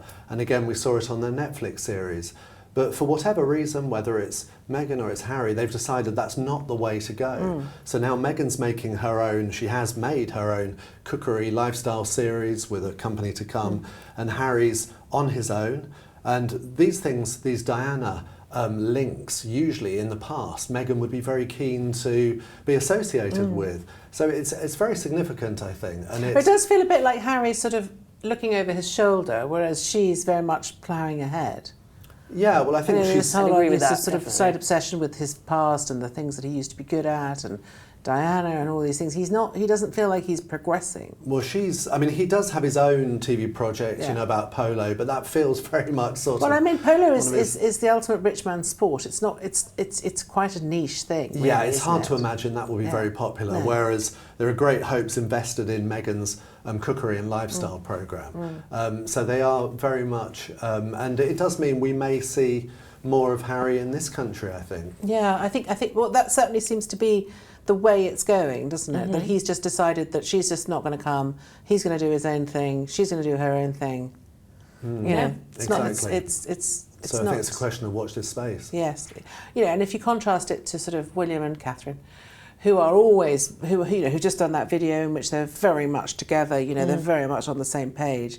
It's quite interesting to see. I mean, to be fair, we will still see Harry and Meghan at the same events. They're going to be carrying out some charitable engagements, and then there will be other sort of foreign tours, such as the one we saw to Colombia. So they will still do things together, but pursuing separate routes in other ways. Former Prime Minister Boris Johnson caused shockwaves when he claimed in a book that the late Queen Elizabeth had died from bone cancer. This was not the cause of death recorded on her death certificate. Rebecca English explains. Yeah, it's quite complex, this, and I don't know if I feel entirely comfortable about it, because of course a lot of people have made the point that when she died, her cause of death was old age, which is not uncommon at that age, because, and it happened the same with Duke of Edinburgh, when you get to a great age you have a number of things wrong with you, and any one of those or a combination of those can result in the reasons for your death. And I can't help but think personally, I think a lot of people share the view, if she didn't want it made known and she'd served this country with kind of duty and dignity, does anyone have the right to challenge that? But to be fair to Boris, it wasn't the first time it'd been aired. It'd been spoken about in certain circles for a long while before she died, and I think the first person to actually write it was Giles Brandreth, who is a great friend of the royal family, past and present. He wrote Queen Elizabeth and Prince Philip's biography and was very much liked by them as well, and he mentioned that he'd been told that as well but had had no confirmation. I suppose the trouble is that there is no way of confirming it, because her cause of death was recorded as something that was very different. Do you think, Richard Eden, that Boris has risked his relationship with the rest of the royals over this in the book? I think he certainly put it in a bit of jeopardy, in the sense that, like when a Prime Minister has an audience of the monarch, it's expected to be in complete confidence, and I think that expectation of confidence would extend to after their death as well, really. But he's certainly not the first Prime Minister to have revealed things. We heard from David Cameron, who was said to have very much upset the Queen with some of his revelations, and Tony Blair as well. So perhaps people would be a bit more careful in future, thinking, will this remain between us, or will other people hear about it? Yeah. Prince Harry's attempts at light entertainment weren't making Richard Eden laugh, while fellow panellist Richard Kay told a fascinating story about a young Prince Edward's attempts at the same. Oh my goodness, yeah, not again. This is received with such enthusiasm by your good self. This is Harry in a segment at Jimmy Fallon's show, where he went into a sort of haunted maze, and you see him swearing and shouting and all his reactions. I'm sorry, I missed this. Yeah, I mean, you could sell one, and it's sort of quite amusing, but I have this thing that royal family should just not do light entertainment. It never really ends well. We've seen Harry before with James Corden, that was cringe-making. We've seen Meghan. Do you remember when she was like squatting down on the Ellen DeGeneres show, I think? Pretending to drink milk, wasn't it? Yeah, that was excruciating. And then if we go back further, we've got like Prince Edward organising the grand knockout tournament Well, when I was a boy. you were there, weren't you, Richard? It was a memorable day out at Alton Towers. Do tell. Yeah, I want to hear some anecdotes, please. Well, the only takeout from it, of course, was that it was a complete and absolute disaster, a personal disaster for Prince Edward and for the reputation of the wider royal family, because it sort of trivialised them to a degree they hadn't been trivialised at that extent. It was the ultimate example of where the family were heading, and there was a big sort of retrenchment afterwards. But my memory of it, of course, was Edward's sort of capricious mood. I mean, I understand he was very tired and it had been a long day and it had rained, but we, the press, were invited to go there, but when we got there, we weren't allowed to see anything. So we hung around, we went on all the rides. I remember having great fun, but we couldn't actually see the event. And so when he then summoned us all at the end of it all, after they'd recorded it for the BBC, he said, well, what did you think? And we sort of looked at one another, think about what? Well, the show, you saw it, didn't you? We said, no. And he sort of picked up his microphone, threw it, well, thanks a lot. Thanks for being so helpful, and stormed out, instantly making a story because of his petulance. I love the fact that this clip that I've seen all these years, and you were there on the other side of, the press conference. So what would your advice to Prince Harry be? When you're a royal, do you have to pick a lane, so to speak? You're a court jester, you're a statesman, you're a royal, what is it? You do have this kind of issue about whether members of the royal family are statesmen. They're not statesmen or stateswomen. They're ceremonial figures. That's all they are. And Harry is treading this very difficult line between celebrity and royalty still. I think Rebecca put her finger on it. He looked very dignified in Lesotho, but it's a country he's got a lot of connection with. Yeah. But back in America, he's trying to still play the royal jester, the Joker, when he goes on these talk shows. And I think his brother would never do anything like that, or if he did, it would be much more controlled. And I suspect that Harry is still desperately searching for some kind of role. I am listening to you, but I also can't shake an image of you spinning around in teacups at Alton Towers now. No, it wasn't. It was it was one of the first things where you go down into a black hole. I remember that one. Sorry, what were you going to say? No, I was going to say that Prince William did do comic relief, but again, it was quite carefully controlled, and it was for charity. And obviously, we've had Queen Elizabeth doing the Bond skit at but those are very, very different things from what Harry's doing, because it's so difficult to disassociate that from his commercial activities that he's trying to, which takes us always full circle back to the reason why Queen Elizabeth said you can't be half in and you can't be half out. The Queen's James Bond moment was such an extraordinary one-off, and that's her one. That would have been her decision. I'm done now. I'm never doing anything novelty again. Well, Paddington. Oh yeah, there goes my theory. Their theory, why is Prince Harry on Jimmy Fallon? I mean, usually you go on these shows when you've got something specific to promote, but it seems that he's just desperate to sort of promote himself and Meghan and try to establish himself as a celebrity in America. It's very undignified. In October, Charlotte brought us a fascinating revelation about the King, while Richard had one about the Middleton family. Well, shock horror, he now eats lunch. The King eats lunch. I eat lunch every single day, but the King... I sometimes eat 2 lunches. I regularly have 2 lunches. But the King, he's always been so strict with himself. He's never eaten lunch. He prefers to kind of get on with his day, have a long walk in the middle of the day if he's feeling a little bit tired, get a bit of fresh air in, but not eat lunch. And I have to say, I kind of agree with him, because I get really bad food coma when I have a big lunch. But it makes it hard to work in the afternoon. Anyway, now, sort of on doctor's advice, he's decided to start eating lunch, but he's kind of resisting having a full-blown meal. So he'll just have half an avocado sometimes, or a light snack.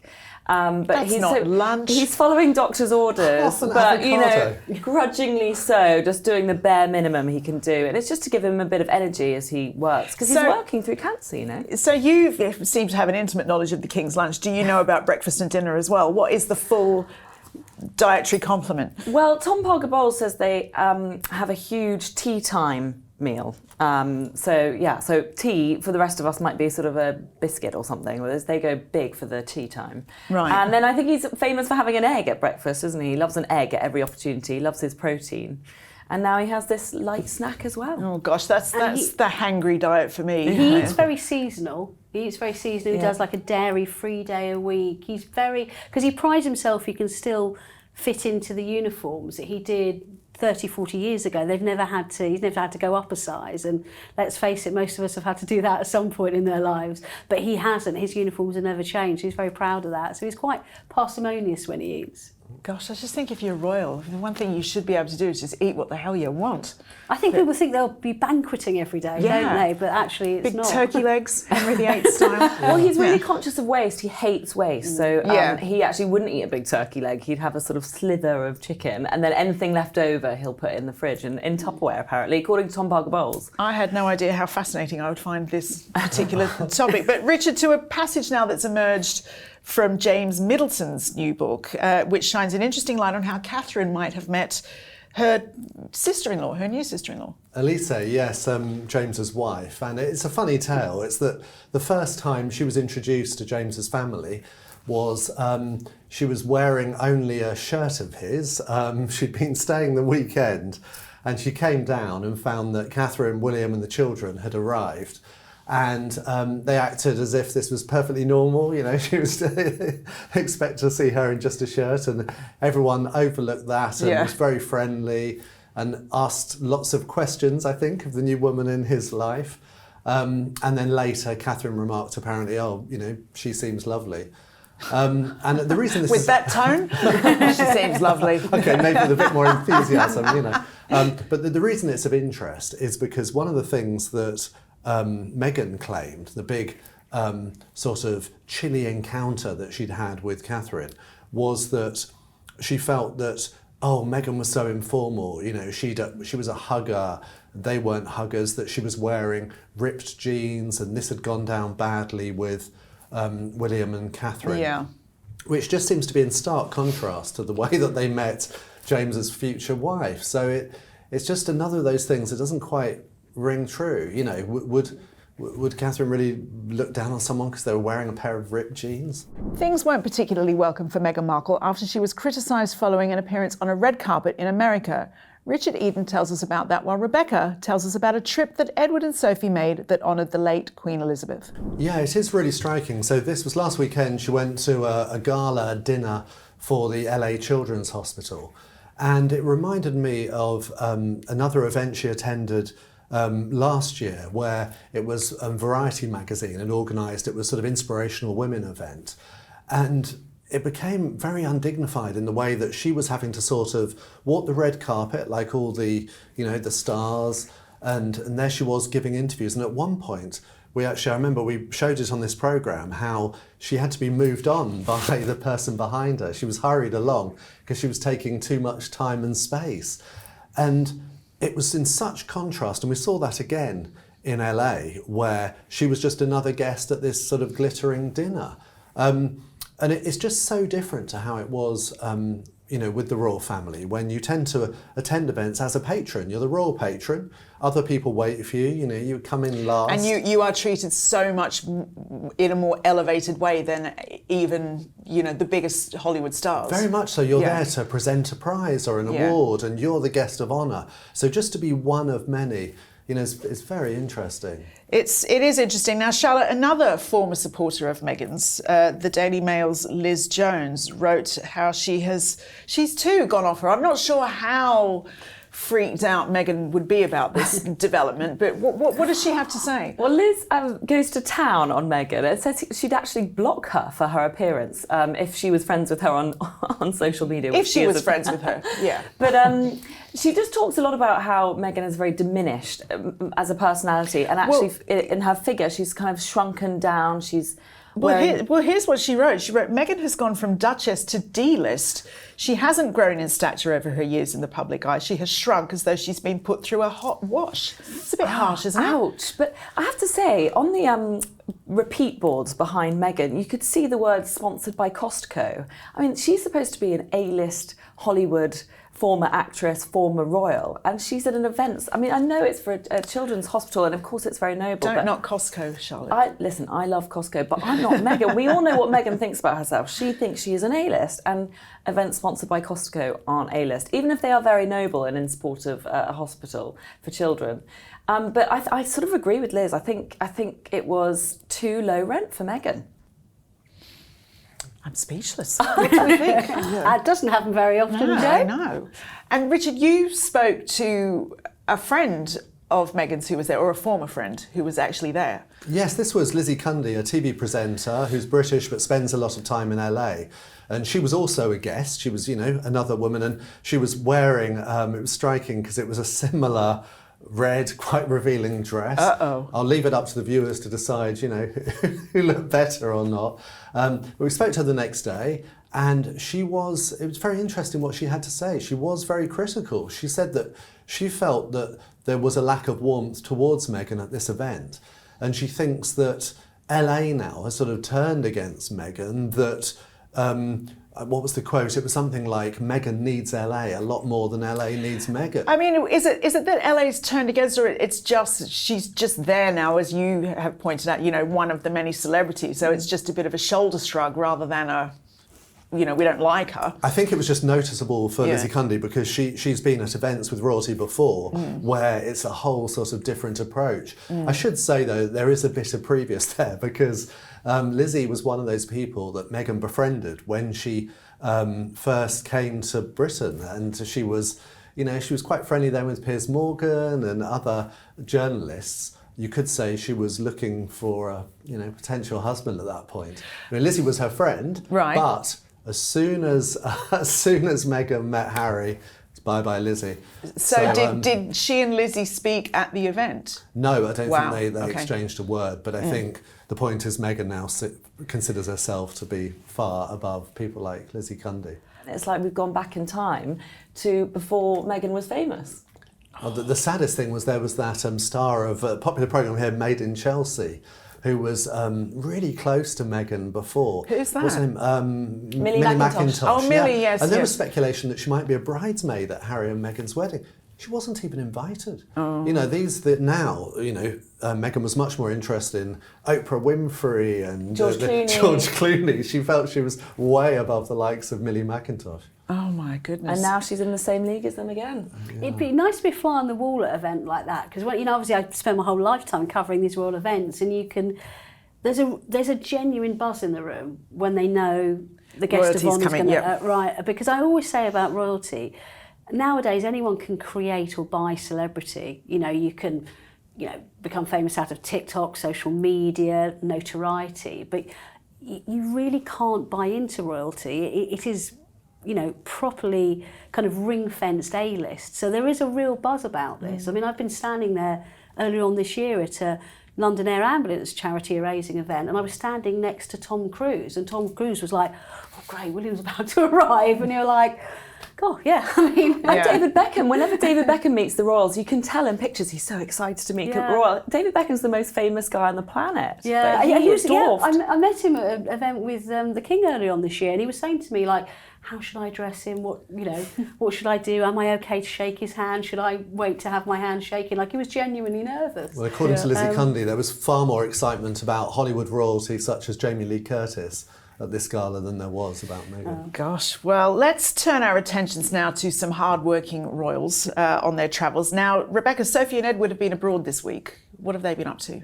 Yeah, they've been in Malta to mark the 60th anniversary of Malta's independence. And again, a great visit, and shows you how entrusted they are by the King, because this is something, he or maybe his direct heir would have done in previous years. But they're considered a really safe pair of hands. And,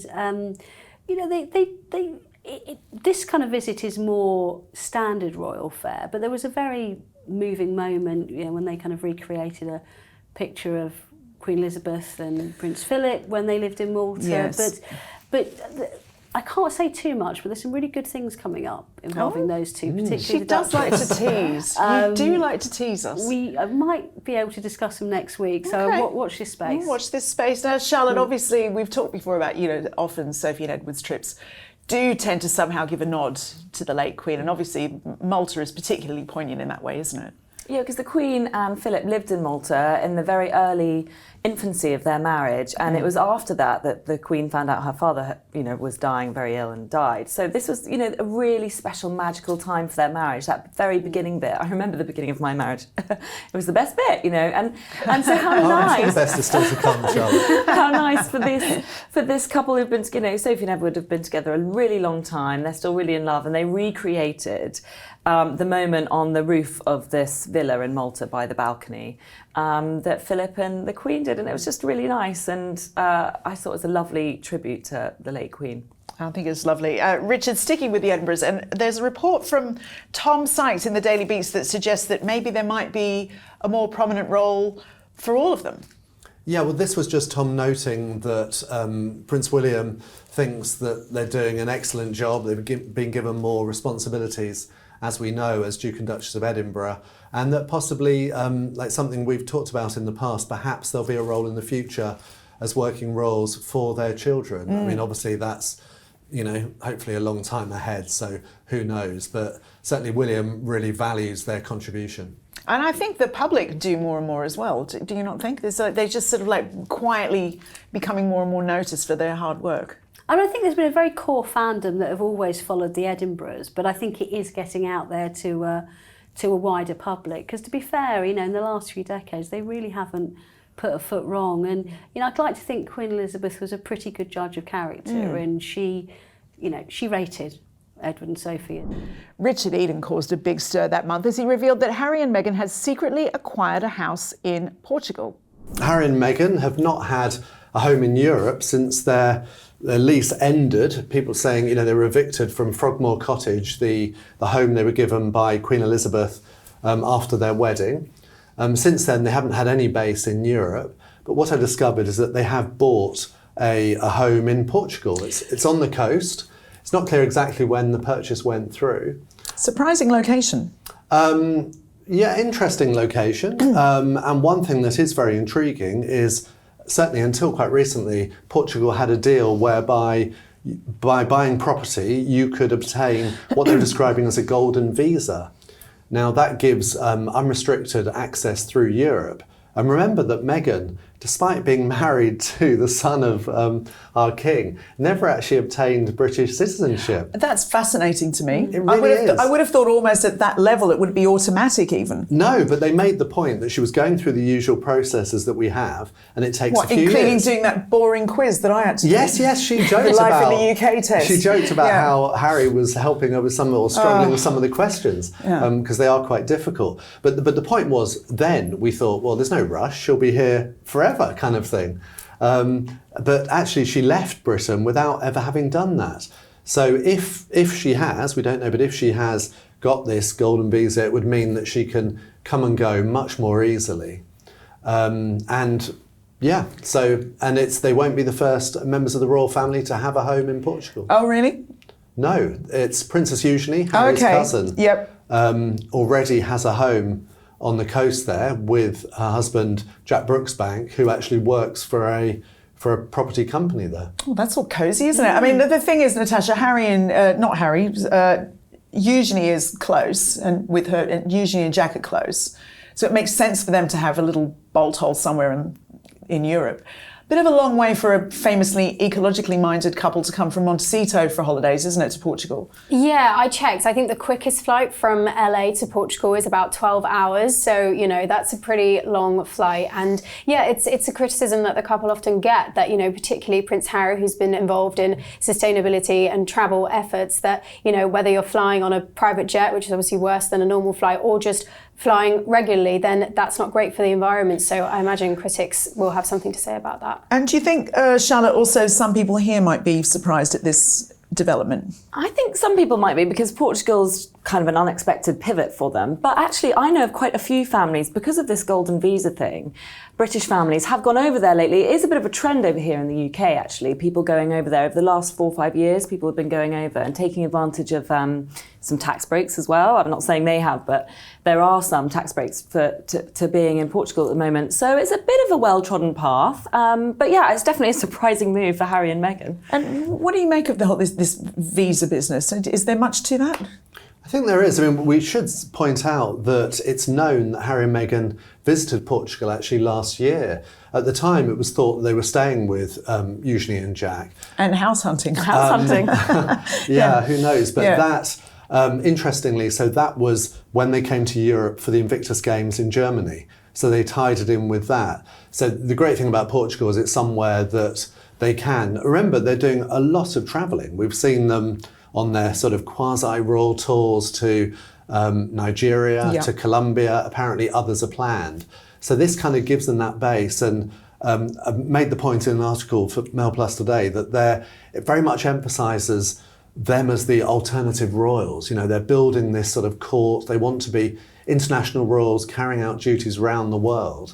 And this does very much fit in with that. And Natasha, we've seen Harry surfing today. Yeah, it was a video that's been going around online. It was taken by a professional surfer, and it shows Prince Harry doing pretty well, actually. He's really sort of riding a big wave. He looks a bit unsteady as he sort of gets on his feet, but clearly people have been commenting, you know, people have been saying maybe he's not enjoying the life in California, but clearly he has been enjoying that aspect of it, and maybe that's something he could also do in Portugal. Well, that's, you know, where the surfing is famously good, is Portugal, right? Yeah, and I mean, we know that, you know, Harry and Meghan do seem to be spending an increasing amount of time apart. So maybe Portugal is somewhere where, you know, Harry can escape to with a bunch of his mates. And it's also you are naughty. You know, come on, he's lost touch with a lot of old friends as well from Britain. But if he says to them, come on, why don't you come, you know, join me in Portugal for a few days? She won't be there. I mean, honestly. I wouldn't I wouldn't say that, but if you've got, you know, a free house in Portugal, do a bit of surfing, it is quite appealing. We had some very sweet insights into royal life from an outsider who moved in, namely Princess Anne's son-in-law, Mike Tyndall. He released a picture of his daughter, Mia Tyndall, with Prince Philip, and Prince Philip was just eating some picnic food. It just looked very informal, and it was really nice to get a glimpse of that informal side of the royal family. And watching racing with the Queen and Zara. Yes. Like on TV, it's quite an image, isn't it, to imagine just sitting around the box with the Queen. I kind of can imagine them watching the races because they love racing, don't they? And they love all things horses. But yeah, the idea of, and actually he did give us a glimpse of what it's like, you know, little grandchildren running around and just sort of asking Grandpa to pass the toast or, you know, whatever. It's quite nice to know. There was one thing he said which I thought was really poignant, was he said that he wished that he'd asked Queen Elizabeth more questions, really, because he did have the opportunity to sit next to her at some dinners. And looking back, he thinks there's so many things that, you know, with all her experience of politics and presidents and stuff, that he would have liked to have asked her, but he was always nervous and always sort of, you know, on his best behaviour. So but that's the strangest thing about that family, isn't it? It's like it's your grandmother-in-law, but she's also the Queen of England. Yeah. It's like, how do you tread that line? Yeah, I imagine he was trying to sort of play it cool. Yeah, and it's not very cool to start, you know, asking lots of difficult questions. Yeah, they really appreciate him playing it cool. That's the other really nice story that came out around his book, which is that they really appreciate him. They don't think of him as some commoner that married into the family. They love how casual and informal he is. And apparently, you know, when there's a very formal occasion or if everything's quite serious, he just adds a real lightness of touch to everything, and they really appreciate him for that. And they clearly trust him because he went on I'm a Celebrity, which is not the sort of thing, you know, if they didn't trust him to kind of be out with the public and, you know, being honest with people, you know, I'm sure they could have stopped that. Yeah, and he managed to get through like 2 weeks in the jungle without saying anything particularly damaging. Or much to Richard's disappointment. But I mean, he, you know, there's no suggestion that he's betraying confidences, but he's sort of like towed a clever line in that there's all these affectionate, sweet stories that royal fans will love, but he's not upsetting anyone in the royal family. No, so he sort of talks about picnics in Scotland and this kind of thing, which we do know, you know, we know a bit. I think what's interesting, though, is kind of hearing it directly from a member of the family, though, because these things we're used to reading about from royal correspondents or, you know, sort of friends and people, but to actually hear it, it's interesting. Yeah, but I mean, sometimes you do hear from Prince Harry about life in the royal family, but it sounds sort of like sort of a contrast. Well, at least he's doing things very differently, and he's always accentuating the positive. So, you know, good for him. Well, to another outsider who joined the firm but had less complimentary things to say, I am, of course, talking about Meghan Markle. Now, she was criticised by Tina Brown, a leading journalist and former confidant of Princess Diana, Natasha Livingstone explains. So Tina Brown, who is the former Vanity Fair editor, she was speaking on a podcast about Meghan and Harry and their relationship. And yes, she was speaking in very strong terms. She said that Prince Harry has basically just totally followed Meghan Markle around, expected that she was this kind of guru of Hollywood that would save him and make him a new career in a new country, and that actually she has the worst judgment in the world. The worst judgment in the world. Yeah, pretty scathing. Gosh. And just saying, Harry just shouldn't have followed her blindly. It's interesting, isn't it, Charlotte? I mean, the Sussexes have been more than vocal about feeling hardly done by in the media, but it's hard to imagine anyone being that critical of a working royal, isn't it? I think there's a certain level of deferential behaviour from the tabloid media towards working members of the royal family, and they're working, so they kind of get a little bit of respect, and you treat them, you know they can never complain and never explain, so you kind of don't go to town on the royals, and I just wonder whether Meghan had thought that through when she decided to leave. That yes, she can now be on the other side of the pond saying horrible things about our royal family, but she is now, that has made her completely exposed to really cutting remarks, and Tina really laid into her. And that would not have happened if she was, this very week opening various schools in the UK. People would have respected her for working and not laid into her quite like Tina did. It's interesting. I mean, Richard, for Mail Plus, you little mischief addict that you are, you've written your 10 moments where Meghan slipped up. I don't think we've got time to share the whole 10 here, but what are some key ones for you? Well, it's a reflection that Tina Brown might, be on safe ground with this one, that I didn't have any trouble coming up with 10. Richard Eden. There were quite a few that I had to leave out. But yeah, I mean, you kind of think, like, what decisions has she made that have been good ones? I would say the one that benefited her was marrying a member of the royal family. That was very good from her perspective. But since they left, I would say from the start, the judgment was poor. You might remember, how did they leave the royal family? They chose to put out a statement themselves, very provocative, and then they had their website, Sussex Royal, where they kind of issued, it was almost like sort of, an announcement, like they were dictating to the royal family. And that set everything off on the wrong foot. And remember, they were banned from using the term royal in their website. Sussex Royal had to be ditched. But I think the one I would say as well is the launch of her company, which we've been on this programme, we've spoken about so many times. This was the launch of her lifestyle brand, American Riviera Orchard, which she chose to launch with, an Instagram page and a video. When was it? Was it July? No, it was further back. I think it was back in March. Right. Okay. Wow. And there's still no sign of any products being sold or anything. And you can't rush good jam, Richard. You can't. I know. I mean, sometimes you want to sort of encourage people to talk about a company, maybe like a few weeks before it launches or something. But just to do it months ahead, it makes it sound like there was no plan, that it was completely ill thought through. And I'm afraid to say that I did play a role in it because I ran the story. I rang them to say I'm going to run this story. They obviously thought we don't want it in the Daily Mail. But also, the Instagram account it sort of launched and then it hasn't really been active either. Well, again, you don't. Anyone knows you don't launch a sort of social media account and then do nothing. You can't. I mean, the arrogance of it, really, just like, here we are, and we're not going to do anything. The whole point of social media is it's social. You socialise. Do you think there's any link between this and the inactivity and the struggles to keep staff?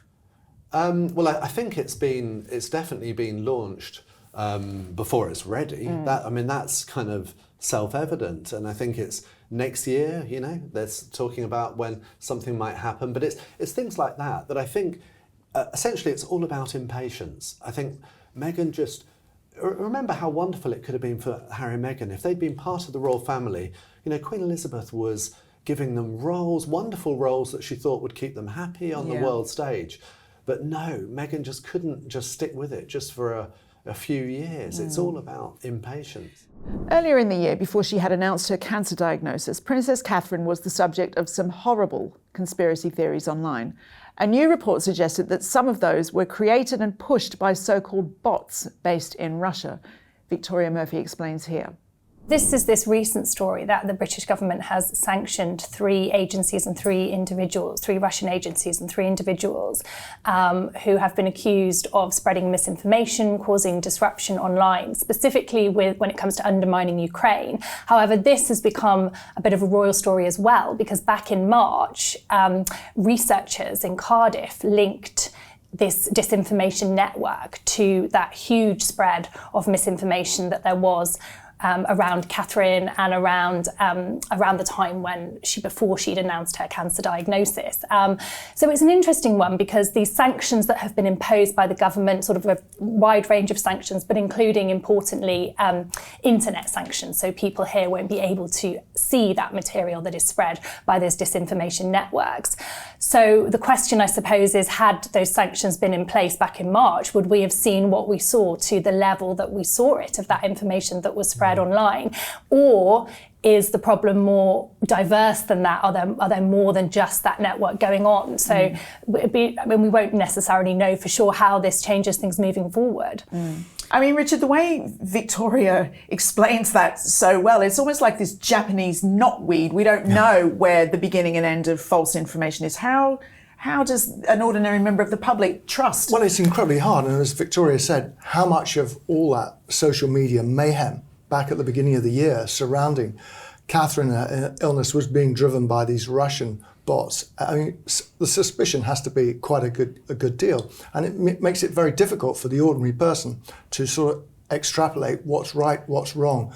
And it does explain why there's sort of this mushrooming of wickedly false information that went on. And don't you think it's quite interesting that clearly these bad agents they understand what grappling with stories about the royal family does to the psyche of the country? It's destabilising. Yeah, I mean, no question. It was destabilising at the time, and you can see in retrospect that it was a destabilising factor. Well, I guess, I don't know what to say. It's just like, it's it crazy. Is scary. I mean, it's terrifying. Yeah, social media, I think, and because the royals attract such global interest and attract such a kind of global conversation, there is so much scope for misinformation and disinformation to be spread by people who maybe don't understand or know what to believe. And I think, it's very scary for the individuals, but also for society as a whole. Now, a new documentary on the work that Prince William is doing to try to combat homelessness in the UK caught the attention of royal watchers, not only for its insight into how our future king thinks, but also because William said the name of his brother. Natasha Livingstone explains why this is a bigger deal than you might think. Crucially, William hasn't said Harry's name in 6 years in public, which, looking into that, is quite surprising, and obviously a testament of kind of how deep their fallout has been. So this was related to another cause that Prince William is championing, which is homelessness in the UK. He's released this documentary. It's called Prince William, We Can End Homelessness. I think it's actually going to be streamed on Disney Plus if there's international viewers that want to watch it. And so as part of the documentary, he explains his interest in the issue, which is of course because Diana used to take William and Harry to the Passage, a shelter, homeless shelter in London, and as he's explaining that, he says Harry's name and shows pictures of them together as children. So it's a little step, but maybe it is, a step forward to reconciliation. I don't know. So what's your view, Richard? Is this a calculated statement, or is it just, I can't not mention him forever? Well, you could easily take that latter view, that he can't not mention. How could he separate Harry and him from something which his mother took them both to? But I think there is something calculated, and I think it is an olive branch. A few months ago, we had a story, sadly didn't turn out to be quite right, that William had made another gesture towards Harry, and they pushed back very firmly on this, and they didn't want the newspaper to run the story, which we didn't. But this time, I think there is something in the wind here. Now, whether we can divine too much about what this means for the future, but we know from all the mood music from California that Harry is desperate to try and build some bridges with his family here again. And maybe this is a sign that the family are listening. Wow. Well, Victoria, we also saw William in a documentary about homelessness. And what did we learn about him there? What did he say about his children? Yeah, so in this documentary, which is in 2 parts, he gave quite a lot of extended interviews to the documentary makers talking about his childhood experiences of learning about homelessness and also how he is broaching that with his own children. He did say that it comes up on the school run. He said he thinks he's already talking to them about it because it comes up on the school run. And he spoke a little bit about how he approaches that. That's quite a grim school run. Well, and also it's interesting because obviously I thought maybe they drove, but I think clearly it's come up in the context. But he has said that before, though. Actually, so it was an interesting point that was made in the documentary, but it is something that he said before. And so it maybe wasn't focused on quite as much this time around as it might have been had it been new information, had he not said it before. But his reflections in the documentary were really, he did confront a few things. Did he confront? He sort of confronted the question of whether or not he's the right person to tackle homelessness. He was asked about this, and he sort of pointed out that he wants to use his profile for good, maybe slightly sidestep rather than directly confront these questions around his own sort of privilege. But he was willing to sit there and be asked that question, in this documentary, and he did respond in a way to that. So it's really interesting. It's on in the UK now, and as Natasha said, it's in the US at the end of this week. So. Yeah, it is interesting. And Richard, William's mother Diana famously was very, very keen to show them life's realities outside the palace walls. What's your memories of that, and how do you think William compares in the way he's approaching that with his children? Well, at the time, and what I'm thinking back to is when William was probably about 10 and Harry was about 8, Diana embarked on a series of public and private adventures, really, because that's what they were for the boys, to give them another slice of life. I mean, her mantra was always, we don't all live in palaces, we don't all have 4x4s and wraparound security. A lot of people have a much tougher existence. I mean, I know this is a bit facile, but she would, for example, take them to ordinary events like a McDonald's in Kensington High Street, which was close to the palace. She would make them queue with other customers. I know we'd always say that. It was the same with ski lifts, whereas the royal tradition on mountains was always to go to the front of the queue. Yeah. Diana insisted that there had to be it was a courtesy, apart from anything else, but there's also an understanding that not everybody has the privileges you have. And I think introducing them to homelessness, introducing them to ill health cancer treatments at the Royal Marsden were formidable for the boys to process at the time, but clearly they've resonated with them ever since. I mean, both boys have talked about those early life experiences. Yeah, and do you think that William's approach with his children will be different in any way, or? No, I get the feeling that William is adopting a very similar approach. I mean, that conversation about seeing the homeless, I'm not sure where he would have seen how many homeless people on the run from Windsor Great Park to the school in Berkshire where his kids are, but maybe when it was in London and they were travelling across town, there was an opportunity then to see. Daily Mail columnist Robert Hardman released a new edition of his fascinating biography of King Charles, full of new revelations. Among them, the legal reason that means King Charles is increasingly wary of speaking to his son Harry. After Robert, you hear the thoughts of the panel on that, and the suggestion that the re-election of Donald Trump could make things harder again for the Sussexes. The situation with Prince Harry is still pretty much where it was, despite certain indications during the year that there is a sort of thawing in his relations, particularly with his father. They haven't had a sit down, they haven't really met. Harry did come over, obviously, when the King was diagnosed with cancer. He got straight on a plane and came over to London to see his father and just to say, look, we're with you. And it was, everyone was very touched by that. And he did the decent thing, and he flew across an ocean to see his father. And the details of that meeting didn't come out. That I think everyone regarded as encouraging. Everyone thought it was very encouraging when Harry's paperback edition of his book, Spare, came out in the last few weeks. That didn't contain any new revelations either. So the sort of pointers are towards a sort of gradual improvement in that relationship. However, people are saying, well, why did Harry come over in the summer and he didn't even see his father? And the issue, as I explain in the book, is what some at the palace call legal jeopardy. It's summed up in 2 words: Paul Burrell. Some viewers may recall in 2002 the former butler to Diana, Princess of Wales, was up in court in relation to various items that once belonged to Diana. And the whole court case fell apart after it turned out that the late Queen recalled a conversation with Paul Burrell in which he had said to her that he was looking after these items that belonged to Diana to keep them safe. And at that point, the prosecution just threw up their hands and said, no, we're giving up on this case, because the monarch is the fount of justice, is the head of the judiciary, and can't get involved in legal proceedings. And in this instance, Prince Harry is suing the British government in the courts at the moment over his security. And you can't have a situation where the son of the monarch is involved in legal action against the monarch's ministers if if he's suddenly going to say, oh, well, my dad said this or my father said that.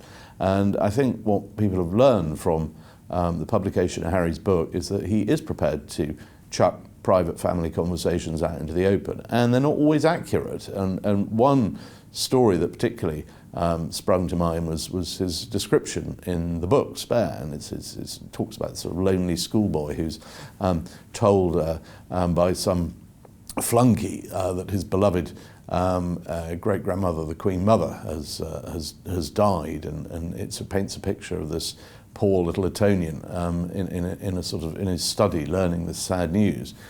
I mean, complete and utter nonsense. He was actually on a skiing holiday with his father and his brother at the time that the news came through. So the view is, well, if you can get things like that wrong, it would be seriously problematic if he was to start recollecting things that his father might have said about a court case. So for now, while the legal proceedings are still going on, it's very hard for the king to really have any sort of long conversation with Harry. There are other issues as well, and of course any discussion with Harry about his, and with Meghan about future royal roles or returns or relations with the family, anything like that, has really got to be a three-way conversation. It's got to be both with the King and with the Prince of Wales, and so the King can't really start having, if you like, bilateral discussions with Harry without getting William on board as well.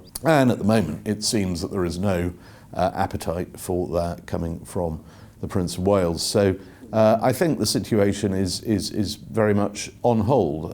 It hasn't got any worse. I think the signs are that the passage of time is making everyone a little more forgiving and relaxed, but it's still some way off. Natasha, we'll start with you. How thorny do you think these legal issues are for the King?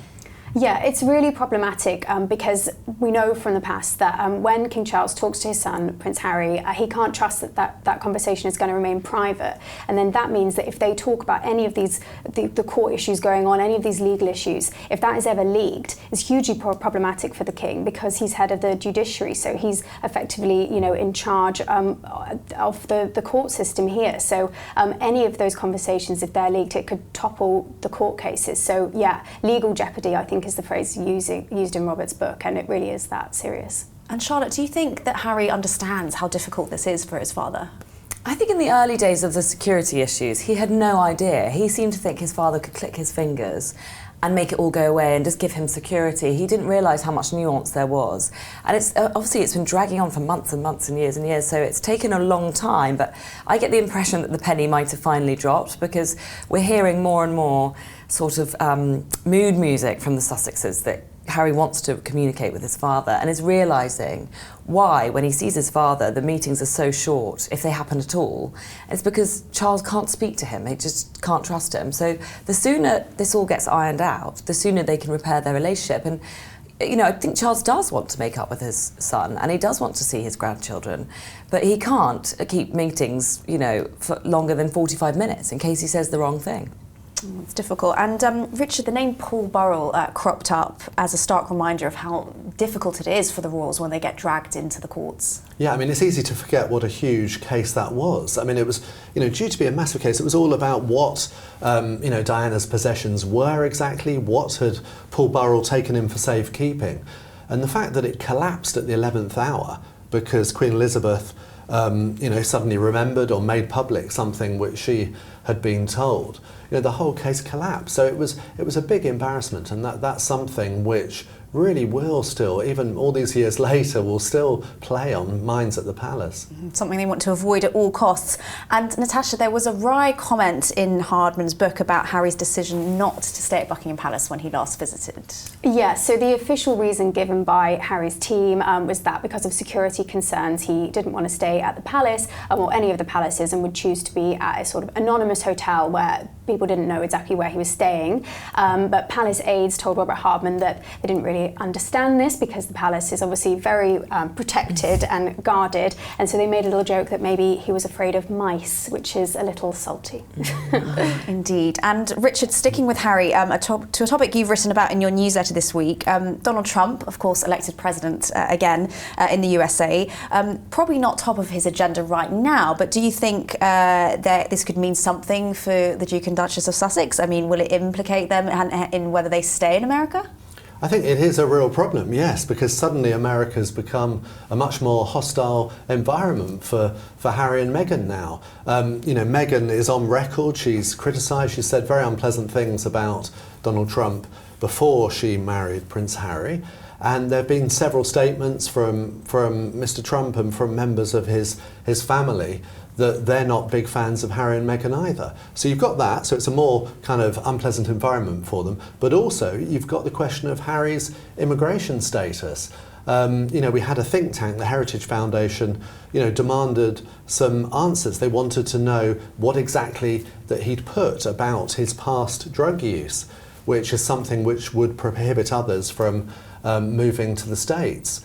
And that still, Judge recently said that should remain private, should remain secret, but I think they're campaigning on that issue. So there's lots of questions, and I think it's a worrying time for Harry and Meghan. And Charlotte, do you think he'll be keeping his head down a little bit as a result of the election? He'll be definitely keeping his head down and burying it in the sand, and possibly even running away to Portugal, where he's got a new house, as you revealed. Because I just think that house in Portugal is going to come in very handy in coming months. Not least because Trump said, if I get made president, he'll have nowhere to hide. And Trump has implied that Biden sort of has hidden his immigration status from the rest of us, and that he doesn't plan to do the same. So if the Heritage Foundation starts campaigning again, I imagine Trump will actually help them, whereas perhaps Biden was, trying to protect the Sussexes. And also, if nothing else, Harry and Meghan are the king and queen of woke, and America is not a very woke place when Trump is in charge, let's face it. So, Meghan will be distraught. I'm amazed she didn't come out in support of Kamala Harris, but she didn't say anything. But I think she'll be feeling pretty miserable this week, to be honest. And Portugal, of course, hasn't had a royal family for more than a century, so perhaps we'll see a new royal court in moving from Montecito to Portugal. Yeah, they might be more welcome in Portugal than they are in the States right now. There was a welcome return for Catherine in November as she attended a couple of key events with the family. Here, our panel discusses the supportive role played by Sophie, Duchess of Edinburgh, and an unexpected attack on Prince William by Tina Brown. The Remembrance Weekend has sort of been a target for Catherine. Way back in kind of spring and summer, she was hoping that by that stage she would be well enough to resume public duties. So obviously we've seen her at a handful of engagements recently, but this is the first time she's carried out engagements on consecutive days, the Festival of Remembrance and then at the Cenotaph in Whitehall. So I think, as we've mentioned many times, it's a key date in the royal calendar, and she was able to fulfil it, and I'm sure that she was delighted really to be back there. Absolutely. And Rebecca, this came after Prince William gave quite a revealing interview about his wife. Yeah, so he agreed to speak to us journalists who travel out to South Africa, and it was an obvious question to ask him, how have you been this year? Because we've heard a lot from Catherine herself and other members of the royal family, but he's a kind of a husband and a father who's juggling to keep things together in really difficult circumstances.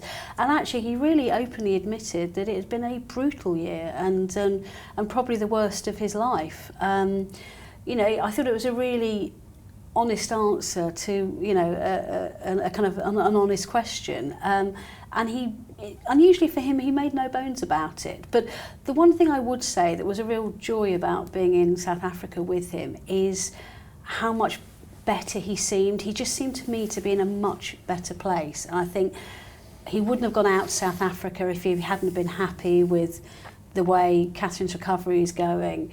And he just seemed really animated and quite happy, and that gave me a lot of, I think a lot of journalists out there, a lot of comfort that, you know, they're really coming out the other side of this very kind of deep, dark time for them. Yeah, much lighter now. Very good to see. And there was a touching moment between Catherine and Sophie, the Duchess of Edinburgh. We can see a clip of that now. Well, the Mail Online spoke to a lip reader who said that Catherine looked out at the crowd and told Sophie, "You're never quite ready for this." And Sophie then offered some encouraging words. Robert, you were at the Cenotaph on Sunday. What are your impressions of that friendship? Well, it's an incredibly powerful, poignant moment, and I was there. You sort of see the royals arrive. You see them take up their positions. In the case of the Princess and Sophie, the Duchess of Edinburgh, they go out onto their balcony to watch it, wait for the rest of the family to sort of parade out and line up in front of the Cenotaph, and it's rather like the rest of the crowd. Before it begins, there is sort of chit chat, and the two of them were chatting away quite animatedly, just like all the veterans in the crowd. It's a sort of catch up moment. People look around and go, "Gosh, look at that! Isn't it amazing?" I mean, the whole thing looks absolutely fabulous. And then, of course, as soon as it starts, everybody sort of stands to attention, and it is a very powerful moment. It really is. And you look as right down Whitehall as they can. You just see, as far as the eye can see, old soldiers, male and female, some of whom going back to the Second World War, and you just think, golly, you know, I'm very lucky to be here. It's extremely emotional to watch it on TV, let alone being there. And Richard, there was a hand gesture from Sophie which you've picked up on in reading the royals. Tell us a little bit about that. Yes, well, this seems to be a gesture that is one of her own, Sophie. So if you go back to the Trooping the Colour early this year, it was the first time that Catherine had returned to public engagements. It was a big day, and as they left the balcony afterwards at Buckingham Palace, Sophie sort of put a gentle hand on William's back, and it was a sort of reassuring sign that, you know, well done, you've got through that, it's been a hard day. And we saw that again at the Cenotaph, where she put her hand on Catherine's back. And, you know, I think it's that sort of sign of solidarity, really, but that, I think, kind of typifies Sophie and her caring attitude. I think it also is showing very much the Duchess of Edinburgh sort of showing, look, you're ahead of me. You know, you go first. It's a sort of, I know the correct, you know, order of things, which is, you know, the royals move in and out of rooms according to seniority, and I think in a way it's saying, no, of course you go first. You're the heir to the throne. Well, do stick around to the end of this show. We will have the latest episode to play you next. Rebecca, we also had some very welcome news about Catherine's Carol concert, and I do believe they put a little teaser out on Instagram. They did, yes, showing the invitations for the Together at Christmas Carol service, which I think I wrote a piece earlier on the year predicting that this was going to be the big thing for her, aside from remembrance. This was the one thing she wanted to make sure she could be very involved with and physically be present at. And Kensington Palace have announced it will happen on December the 6th. And I think what's interesting is someone told me she thinks very carefully about the theme for every year. You know, it's reflected post-COVID, the loss of Queen Elizabeth. And this year the theme is very much about the support networks in your life at the most difficult times. And I asked the question, is she referring to herself? And they said, yes, inevitably she is. But also she wants to highlight other people, as she has done in all her messages this year, that are either going through difficult times or have been through difficult times, and just the importance of family and community. I asked whether children were going to attend. That's never confirmed until the day, because of course, you know, kids can pick up coughs, colds and tummy bugs, especially at this time of year. But I think we'll see them there as a family, and it'll be a really uplifting note, I think, to end what has been a really difficult year for them all. Absolutely, I think it'll be extremely festive. But Richard, getting back to William, he's come under a bit of fierce criticism this week from the journalist Tina Brown.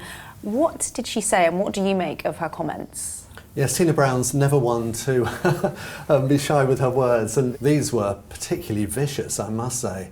You know, and if William has read them, which he almost certainly will have done, he will be hurt by them, I would have thought. And she really didn't like the kind of brief interview that Prince William gave to journalists on that South Africa tour, where he sort of talked about how he planned to do things a bit differently from his father. There was a suggestion of he was listing what he'll do with philanthropy, and he said, oh, there'll be sort of empathy in there and stuff. And she was making the point, well, this is what King Charles has been doing for the past 50 years.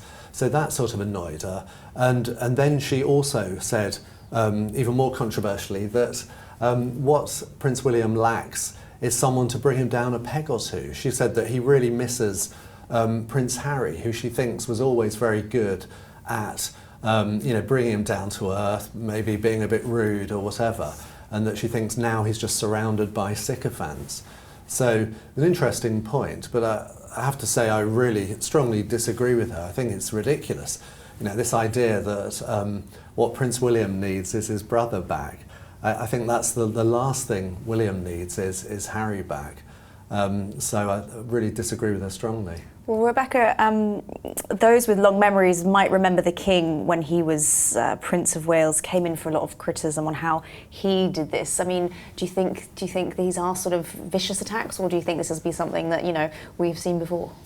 I think it shows it's pretty cyclical, doesn't it? I mean, I was thinking about this, and when King Charles, when he was Prince of Wales in 1976, he started the Prince's Trust. He had criticism heaped on him that, you know, he used his naval pension to start it, and people were saying this is not what the royal family should be doing, this is going to infringe on government policy, you're overextending your reach, get back in your box. Now, the Prince's Trust, which is now called the King's Trust, is arguably one of the greatest facilitators for young people in this country and is effectively considered a national institution. So I think while the royal family shouldn't bat away all criticism, I think, you know, they'll take it with a pinch of salt it probably deserves, and William will carry on doing what he's doing. As he said, you know, I understand there'll be critics of my homelessness project, but, you know, what do you expect me to do? Sit there twiddling my thumbs? You know, if someone like me can't use my position to try and facilitate change, then what's the point? Mm-hmm. And Robert, in your role as a royal biographer, you've been behind the scenes at the palace in different eras. What sort of people do you think William should be surrounding himself with to get the best advice? Well, there is a very clear difference between the sort of advisors you get when you're the monarch and when you're not the monarch. And so, as Rebecca says, when the Prince of Wales was Prince of Wales, when the King was Prince of Wales, he did get some, people trying to get close to him, sort of get his ear, suggest he did things which were sort of pushing boundaries a bit. Once you're monarch, you are constitutionally bound to listen to the Prime Minister, the Foreign Secretary. I mean, all these people will give you briefings, and you are, as it were, I mean, you're better advised, but you're more closely monitored. And we've seen this with Prince William. I mean, on the whole, I think he is well advised. He does listen, but occasionally makes mistakes, as I say in the book. I mean, he made an intervention on Gaza, which was not in line with government policy, and he didn't clear it with the Foreign Office. It didn't turn into anything too serious, but nonetheless, it was noted, and that's something he's got to watch. You've got to choose the right advisors, and sometimes they will tell you things you don't want to hear. Those are the important things you need to hear and listen to. Do we know, does he have one key person that is his sort of main go-to for advice, or are there many people in his circle? Well, every member of the royal family has a private secretary. It's kind of effectively their chief advisor, chief of staff, you know, and that is the person that they would see as their kind of go-to sounding board. And they have deputy private secretaries, assistant private secretaries, and as Robert rightly says, as Prince of Wales, you can, as William's got through his Royal Foundation, bring in advisors on specific issues that you're interested in. And interestingly, one thing someone said to me about the King when he was Prince of Wales is that You know, he could push the envelope a bit, but he always knew in the back of his mind that things would change when he became king. But they said the one thing is he's got an acknowledgement. He pays people to give him advice, and he should probably listen to it, and he did. You know, he did listen to the people around him, and I think that's important because these are people who have one foot in the outside world and can, you know, probably give you, you know, some pointers you'll need to hear. We also heard from the late Princess Diana's former chauffeur, Steve Davies, in his first ever interview. It's an exceptional job and something proud to be a part of. Yeah, in the younger days when they went to their prep school in Notting Hill, they either went with mum or dad, and then in the afternoon there was a pick-up. Sometimes we went to a friend's for a play date, or there were parties, birthday parties where everybody was invited. So it was a day-to-day routine until they went to boarding school. I understand that you know, helped them kind of enjoy themselves when they were in kind of Kensington Palace, for example. Yes, we played football occasionally, where the Queen's flight helicopters would come in and land was on a football pitch behind Kensington Palace inside Hyde Park. The football pitch was used by the Royal Household Football Club. They would get out of the car, go into the helicopter, talk to the pilot and everything, and then they would obviously get back into the car as the helicopter was due to fly off with mum and dad.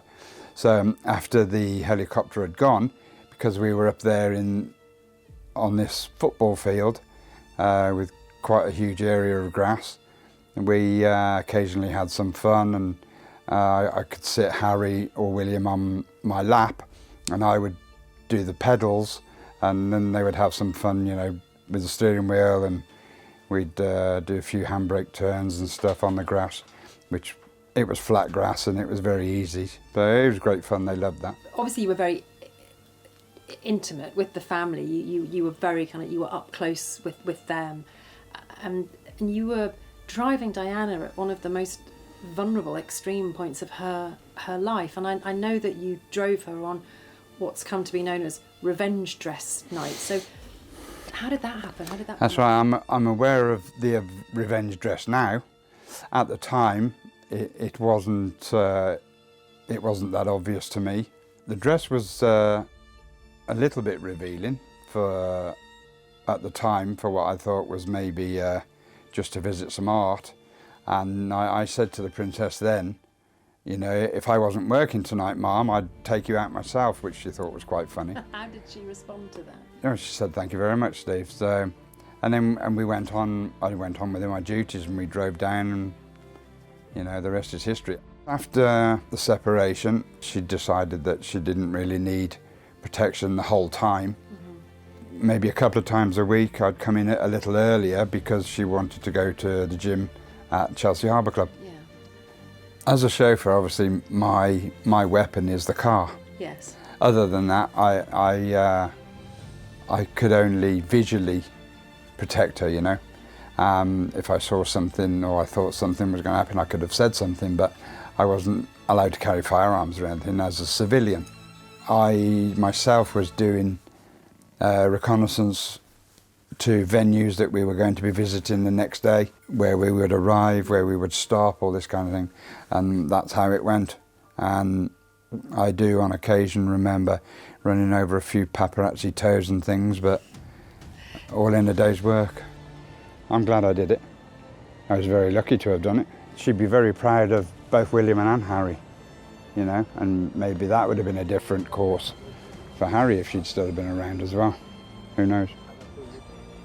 Yeah, as I see the King and the Queen now on TV, I think I could have been there as the King's chauffeur now, or driving for William and Catherine and the family. Driving William as a small boy from the age of 5 or 6 he was when I started, to now driving him as a Prince of Wales would have been a pleasure and a duty. The diplomatic corps reception is a key event in the royal calendar. This year, however, it was also a moment that we got a hint that Prince William might do things differently to his father when he's king. Rebecca explains.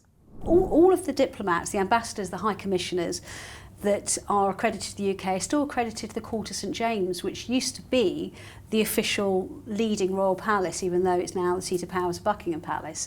So that every year they have this white tie reception, which is the most glittering and the biggest reception that Buckingham Palace hold each year. And the dress code is either national dress, white tie, or what's known as court dress.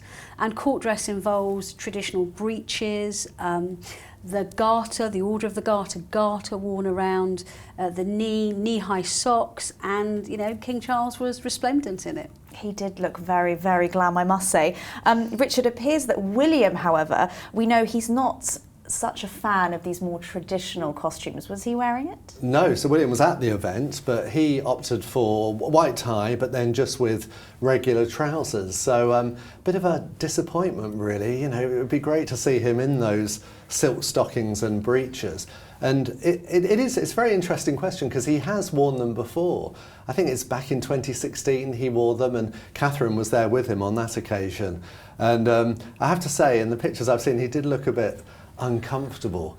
And I think we need, you know, I love all that sort of, I think it's a sort of essential part of royalty is the dressing up and everything. But I think Catherine loves it too. You can always see her sort of teasing and giggling him, particularly when it's the Order of the Garter ceremony where he has to wear all the velvet robes and the feathers.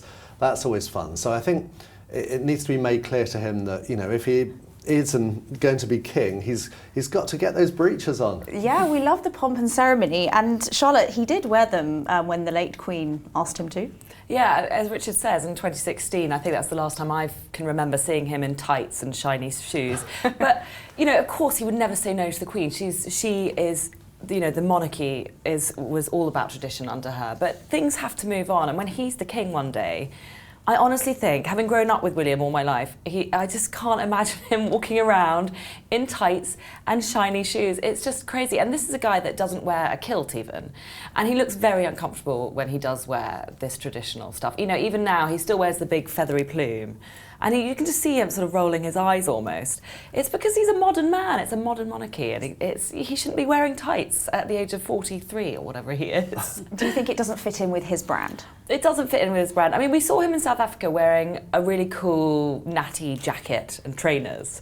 So can you imagine seeing him 1 minute in that and then the next minute in a pair of adult tights with, you know, a sort of garter around his knee? You know, I think you have to be one or the other when you're the young arm of the monarchy, and yeah, I'm in support of that. But that's the point, that royalty should be different. You know, they should be distinguished by their silk stockings and yeah, breeches. It is part of the fun, the pageantry. You know, if they just look like any other diplomat at the reception, to me, it's not quite the same. Yeah, it's quite emasculating, though, wearing tights in front of grown adults. I don't wear them too often myself, but I think he can do both. I think he looks both great in both. The same week, royal watchers were pointing out that Harry and Meghan were still attending events separately, which is a break from what they've been doing in the past. Yes, yet again, they've done separate events. Harry's done 2 things this week. One where he got a tattoo, or didn't get a tattoo. It was a sort of comedy skit that he did. I actually thought it was very funny and that he was quite good at acting in it. And then another one, he was in Canada for an American football match, which kind of went right over my head. But I have to say, he was kind of playing along, but he didn't seem to know much about American football from where I was sitting. But I might be wrong about that. But then separately, Meghan was at an event to launch a hair care product. And that really shocked me because I thought this is a woman who, at least in her own mind and for quite a long time, was an A-list global worldwide celebrity. And here she was at a hair product launch. And you know, the event was hosted by one of her friends, so perhaps she was just being nice to her friend. But I still thought, A, why aren't they together, especially at the Invictus event? Because I know that she's really supportive of Invictus. And B, you know, it's just a bit beneath her, I would have thought, to be honest. Sorry to be rude. Well, also the Invictus event is in Canada, which, yeah, you know, is where Meghan used to live and where she, you know, was very close to her heart, she'd yeah, said. And Charlotte, you mentioned the video, Richard, that was something that definitely caught your eye this week. Yes, I watched it. So this is, so it's a skit to promote the Invictus Games in it's Vancouver and Whistler. And it's a video with the American singer Jelly Roll, and he's pretending to be, because a tattoo artist, he's got quite a few tattoos himself, including on his face. So he's pretending to be a tattoo artist performing a tattoo inking on Prince Harry. What tattoo was he getting? This just shows how far their star has fallen, though. He's getting a tattoo on telly, and she's at a hair care launch. I mean, it's not a good sign. Yeah, I mean, to be fair, I don't think he's genuinely getting a tattoo. That was part of the the joke, but it's very notable. I mean, in this video, he's seen swearing a few times. They bleep out words. He talks about getting a tattoo on his neck rather than his backside, shall I say? And it's very undignified. It's quite tacky. I mean, look. The royals have often done sort of light entertainment things, but with Harry we're seeing it a lot. We saw it when he was with James Corden, we've seen it with Meghan when she was on the Ellen DeGeneres show, and she was doing all things like kind of squatting down and stuff, and I just think it's tacky and it's not a good route to go down. I think we know that Harry's the kind of joker in the pack, and a few years ago he did that skit with the Queen where he did the mic drop, and that was just the right side of comedy because he was still being quite regal. The Queen was obviously in the frame, and he was being funny, and it felt really authentic, to use a Meghan and Harry expression. But this feels like he's really over-egging that kind of role of like, I'm so funny and cool and light-hearted. But actually, we spent the last few years seeing how serious he is. So I'm now quite unconvinced by this. Well, also, come on, he's just turned 40 as well, so it starts to get a bit undignified. You can play the joker. I turned 40 last week, I can vouch. We're very mature once we turn 40. You can play the joker when, you're a teenager or whatever, but once you're a middle-aged man, it's different matter. It's that fine line between being serious, which he loves to be, and being a little bit silly. He's not found it yet. Well, as you say, Charlotte, he's always been the sort of more of the joker. Was it the swearing, Richard, that really got to you? I think it was the whole sort of premise was of getting a tattoo. I mean, to be fair, I've done a bit of research and there are some royals with tattoos.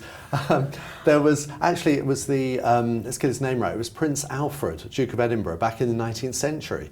He went to visit Japan and he got a dragon tattooed on his right arm. There's actually a drawing of him with the tattoo. So there is a bit of history there. But Harry didn't actually get a tattoo anyway. That's part of the sort of joke. Richard Eden's report that courtiers had discussed Harry and Meghan using the Edward and Sophie model if they were ever to return to the royal fold caused quite the stir. I'll leave him to explain.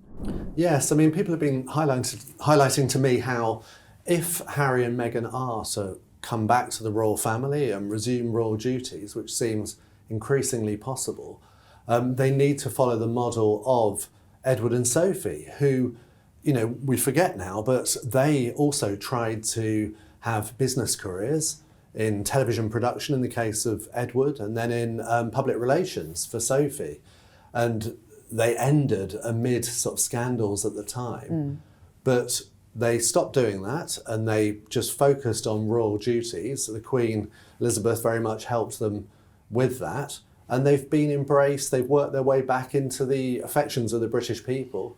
And it's worked out well for them. So, officials at the palace see that it could be a way back for Harry and Meghan, that it's not the end necessarily. Interesting. And I believe there's an episode of Reading the Royals where you talk about just this. Yes, we looked into Sophie and Edward and their past, and it was really interesting actually, because it's quite a long time ago now, but there's sort of fake shake scandal in which Sophie was entrapped really, and then there was the business of the It's a Royal Knockout that Edward organised and things like that. But there's a very sort of colourful, interesting past, and it was really fascinating to see how they've changed and how they've gone to be real sort of stalwarts of the royal family. Fascinating. And you can see that on the Daily Mail Royals YouTube channel. Look forward to it. Now, Rebecca, for all the thoughts that Charles perpetually has about a slimmed down monarchy, it's really fair to say that Sophie and Edward have really become invaluable. Oh, they're stalwarts. I mean, they absolutely are. And they are very much like Princess Anne.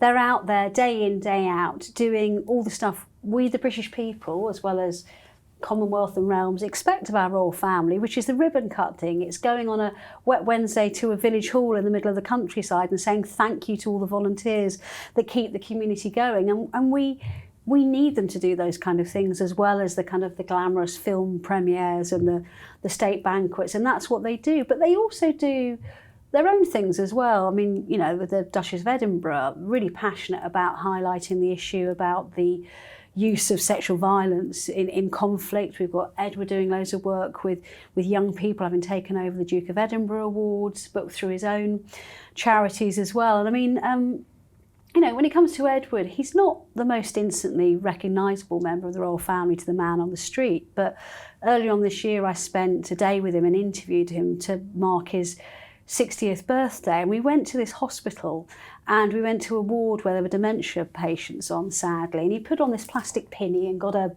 trolley and went round delivering their lunches.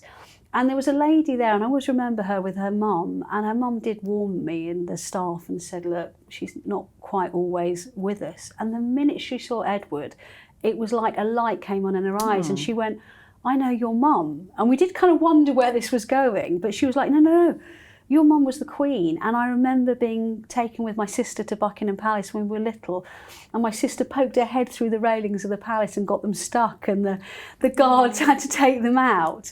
And afterwards, like, her daughter was in tears, and she said that is the most animated I have seen her in weeks or months. And I just thought, you know, fair play to him. He's come down here and he's had that effect on somebody, and it's made a real difference to their lives. So, is it a horrible question we don't ask to just insert here? When you were talking about that and talking about Edward with his plastic pinny on, I just don't think I've ever seen Prince Andrew, even when he was a working royal, do that kind of stuff. Did he ever do? Not you know, really. He could have done with a bit of that, couldn't he?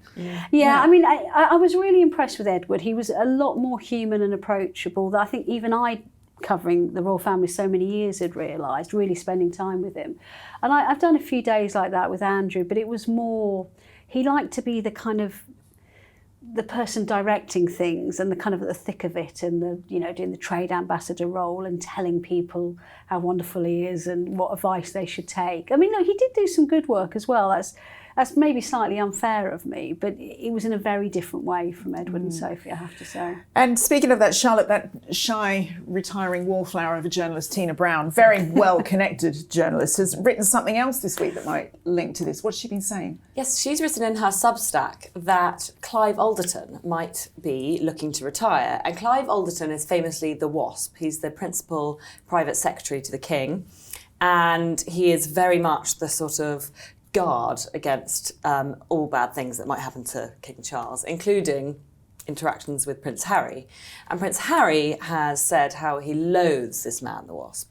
And that he said rude things about him in his book, calling Clive weedy, saying, you know, I'd speak to him and he'd be so weedy, I'd think that nothing negative could come from this conversation. But then his sting, his waspy sting, would come and sting me later. So he's got a bit of a bad reputation with Harry, and some say that part of Harry's problem with accessing his father and speaking to his father, visiting his father at the moment, is down to Clive being very protective.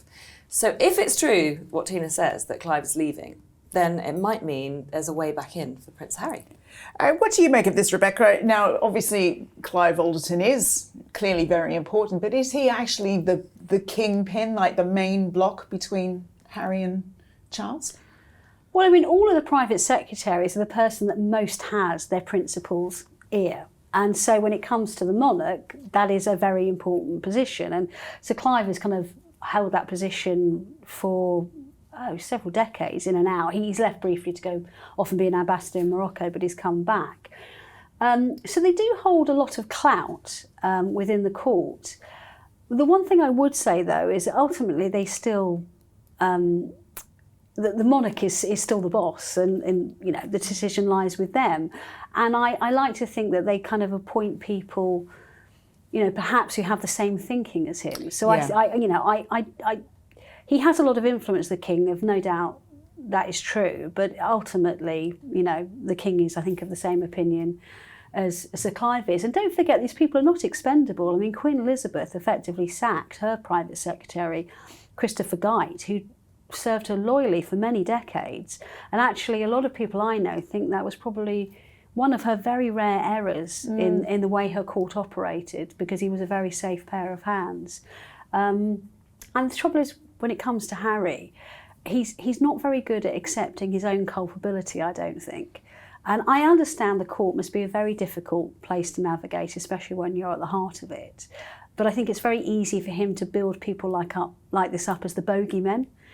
stopping him doing what he wants, when actually some of what he has done has they've been almost saving him from himself sometimes over the year. You might recall that our fellow male columnist Craig Brown, in a biography that he wrote about Queen Elizabeth, he said that she had described Donald Trump as very rude. Now that took us all aback, and we've discussed it on this programme before, because they seemed to get on okay. We know that they spent quite a lot of time with each other. So it was it wasn't clear what had happened. But anyway, it was told by a very good source what it actually was, and it was true that she had said that. And the reason was that the president-elect, as he now is, had made a comment about, he said, "I'm sorry about your difficult sister." He described Princess Margaret as difficult. And that had really upset the Queen, because it's just very presumptuous, and it just... she's always been very defensive. She was always very defensive of her sister. Yeah. And she would not like strangers, essentially, commenting on close family. Well, it's that classic family thing, isn't it? I can say what I want about my family, but you can't. Yeah, and I did sort of wonder why, he might have said something like that. But I think the thing is, people are often very nervous when they met the Queen, probably looking for small talk. And I think it is possible that he might have been watching The Crown as he prepared for his visit to Britain. Because before he came, they'd had 2 series, and Princess Margaret featured very heavily, because it was all about her desire to marry Captain Peter Townsend. But that's why I'm confused about this, because she'd long since passed away. So, yeah. Which I think Richard's theory makes sense. And one day I'll tell you, maybe if we do a Christmas programme, I might tell you the really daft thing I said to the Queen once. So I can know... That is quite the tease. First time ever I met her. So I can actually have sympathy that you're struggling to think of how to strike up a conversation, and you say something and you think, why did I say that? I remember being due to meet the Queen at a party, sort of came over, and then I actually just quietly withdrew, because I didn't trust myself not to say something inappropriate. So I relate to that. Lost for words. So I don't think anyone would hold it against Donald Trump necessarily, but it was a bit of an awkward comment to me. Oh my gosh. Well, Charlotte, another royal friend, former England rugby player James Haskell, has made some interesting remarks about the family. What's he said? Yes, well, speaking of blurting things out, he just blurted out that he thinks the royal family is dysfunctional. And I love rugby players because they do make gaffes. They're not kind of PR trained. Well, it's not exactly, I mean, I think it's a fair comment. Yeah, it's a fair comment, but that's what's so great. It's real talk, and he's saying what we all think, which is actually they're just a family like anyone else, and they're a bit dysfunctional. He was actually defending the royal family. He also said some family members are better than others, and I think he's alluding to Prince Andrew, because later in the same interview, he says that at Mike Tyndall's wedding, he made a really inappropriate joke about Prince Andrew sweating, and I better not repeat it because it's quite crass. But he said that, at a royal, essentially Zara's wedding, it's a royal wedding, he made a really bad, rude joke about Prince Andrew. So when he says they're a bit dysfunctional and some are better than others, I think he's alluding to Prince Andrew and not Prince Harry, who I guess would be the other black sheep, because he went to Prince Harry's wedding and he's friends with them. But yeah, so James Haskell knows that he's much more in with the royal family than I actually quite realised, to be honest. Well, it obviously wasn't held against him. Well, I was going to ask. Yeah, he went to Windsor Castle for that podcast with William, Catherine, Princess Anne, that we saw. The royal family love rugby players. I mean, Mike Tyndall is one. And I think he's obviously friends with James Haskell. I think they kind of forgive them there. Yeah, if you're a rugby player, you can probably get away with a bit kind of more jocks, than others might. Aren't they? They get away with it. It's bants. It's bants. It's like lager drinking banter. And that's the royal family sense of humour in most cases. Royal fans had an early Christmas present as they saw this wonderful video of King Charles interacting with tourists in London and a state visit from the Emir of Qatar. No, thank you so much. Are you all trying to go somewhere else today, are you? You're No, not getting too wet, I hope. No. Are you all living round here? No, we live in Texas. In Texas. Texas? Yes. From Japan. I don't believe it. So, are you having an enjoyable time in London? Very much. Anyway, I do hope you make the most of it. Thank you so much. Have a very happy Christmas. Thank you so much. Thank you, you as well. Wow. Thank you. Rebecca, tell us all about this. this was standout favourite moment of the week for me. So I was with the King yesterday as he was visiting a church in Notting Hill, obviously made famous by the Richard Curtis movie. And it was a serious visit because he was thanking aid volunteers and supporters of the Disasters Emergency Committee. And it wasn't announced in advance because of security, because it was such a kind of open venue. But obviously, if you turn up in a state Bentley with a load of outriders, then it tends to, even in very flash Notting Hill, attract some attention. So by the time he came out, there was a really quite a big crowd. And I love the fact that people could see him doing this, because this is what he does day in, day out, and I don't think people realise. He literally just veered off and decided to go chat to a few people. I offered them, once he'd left, I had some footage on my phone, and because they were tourists, I said, would you like some footage of this kind of special moment? And they said, you can have our footage as well, which is how we've managed to get hold of it. And the guy, Angel from Texas, was like, this is the most British thing to happen into the UK ever. And now all tourists will expect this kind of service, won't they? I think so. It's a great advert for tourism to Britain. You come here and you might have a chat. Quite a high expectation to the King. I mean, Rebecca, was his staff a bit nervous about this? It is quite unusual just to veer off. They're always nervous, but obviously they know there's a very good chance that he's going to do this. He just loves to talk to people, basically. And I think what the gentleman from Texas was saying to me was like, this just wouldn't happen in the US. There'd be so much security, barriers. You would just never get near a head of state or someone famous like this. And we were literally just walking down the street and we're like, there's King Charles. And he just came over to say hello. And he was like, what a man, what a guy. You just couldn't believe it. It was great. I was impressed, Richard, with how sort of comfortable and casual he was with the whole thing. Well, I think that one of the key things with the King has always been his interest in people. He's always loved hearing about us, and that sort of reflected through his whole life as Prince of Wales and Prince's Trust and everything. It's been that interest. So I think, as you say, he's always keen to talk to people. Yeah. And I think that's one of the strengths of the royal family, that they do get out and about. Was it Queen Elizabeth said, must be seen to be believed? Well, she was seen, but and as much as we know how charismatic she was to people, Richard Kay, she wasn't really one for getting in, out and amongst it like our King seems to be. No, I mean, Charles is much more comfortable, much more nimble on his feet, he can speak without notes. The Queen was not as confident in public. Of course, what it really demonstrates is it's a wonderful advertisement for monarchy and constitutional monarchy and having a monarch as head of state. And the reason why it wouldn't happen in America, if I may, is because America is very polarised over who their current occupant of the White House is. And we don't have that problem here. But yeah, going back to the late Queen Elizabeth, I can't imagine her making a beeline for some tourists if she paid a visit similar to Charles. But Charles has this great ability to get on with people in any walk of life, wherever he meets them. Where's the tension then, where it lies between you want your heads of state like that to be, approachable and people to like them, but then you also, the reason they're so special is because they're so removed? It's a fine balance, isn't it? It's a fine balance, yeah. It really is. I mean, you don't want them going up hugging and perhaps greeting them with a kiss, for example. Richard Eden would definitely have the smelling salts in I think we'd all have the smelling salts.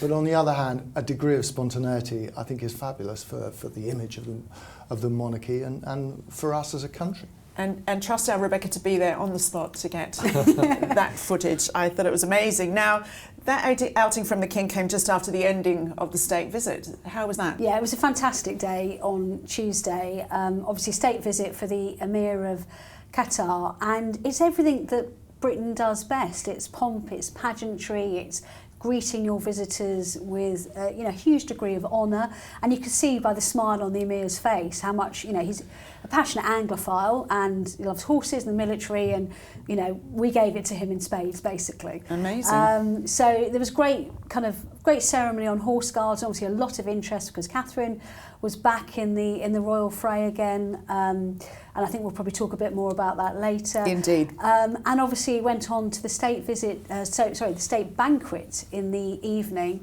and that Obviously, we thought that would be a bit quieter than normal because obviously Catherine wasn't going to attend that because she's still trying to manage her return to royal life. And just to kind of give you an insight, what the royal correspondents get before the state banquet are obviously not trusted with coming to dinner, but we get to have a little look at KFC. We have some sandwiches while we're watching other people eating fancy things. But we're out to go and have a look around the table. It's called the table preview. And Buckingham Palace won't tell you what the story is. They just kind of say, here we are, have a look. And there's obviously lovely seasonal flowers and great kind of canteens of cutlery. And I have to walk up and down this horseshoe-shaped table and look at every one of 170 name tags. And I kind of, it was pretty much as you would expect. And then I kind of stopped for a second. Someone said you effectively like moonwalked back 2 paces. Like I looked down and I was like, isn't that David Beckham? And I could see a rather smug-looking press officer going, yeah, might be. And I was like, is Victoria here? And they went, you'll have to find her name. So I walked around the rest of the table and found her very close up to the top VIP bit of it. So yeah, we didn't expect that. They pulled that one out of the bag. Well, we'll go back to that in a minute about the Beckhams. But other than a nice dinner that a state banquet is, Richard Kay, what is the point of it all? Well, it's all part of oiling the wheels of diplomacy.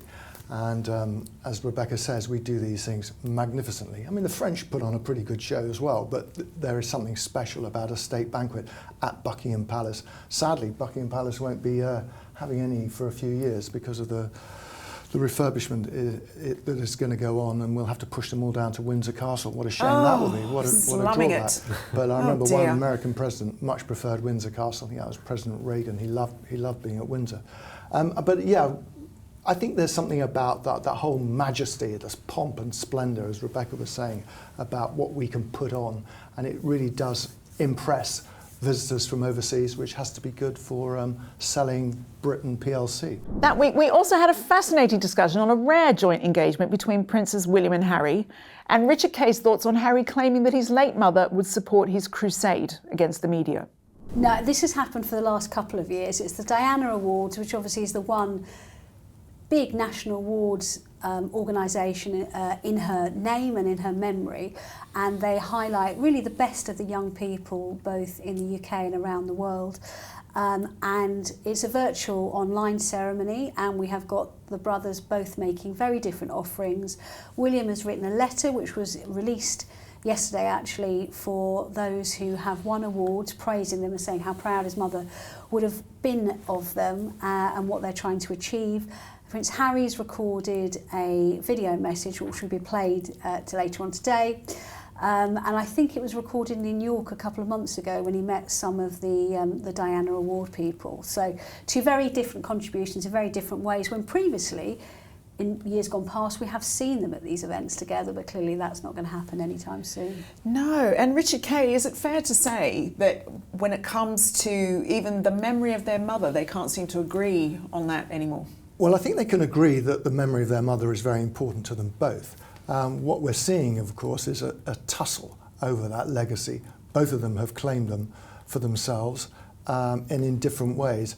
I mean, it's a tragedy, really, but it goes to the heart of the split between the brothers, that their mother, who was so important to them, both as children and has been their sort of guiding lodestar as adults, is somehow perceived to be taking one side against the other. And I mean, I think at various times William has been frustrated by the way Harry has particularly tried to cloak himself in their mother's clothes, and he has from time to time hit back, and in fact it's a quite a more of an even distribution, I would say now. Both of them, am I right, Rebecca, sort of claim this sort of the special, the uniqueness of Diana, what she had to offer the world, and where they are trying to follow her.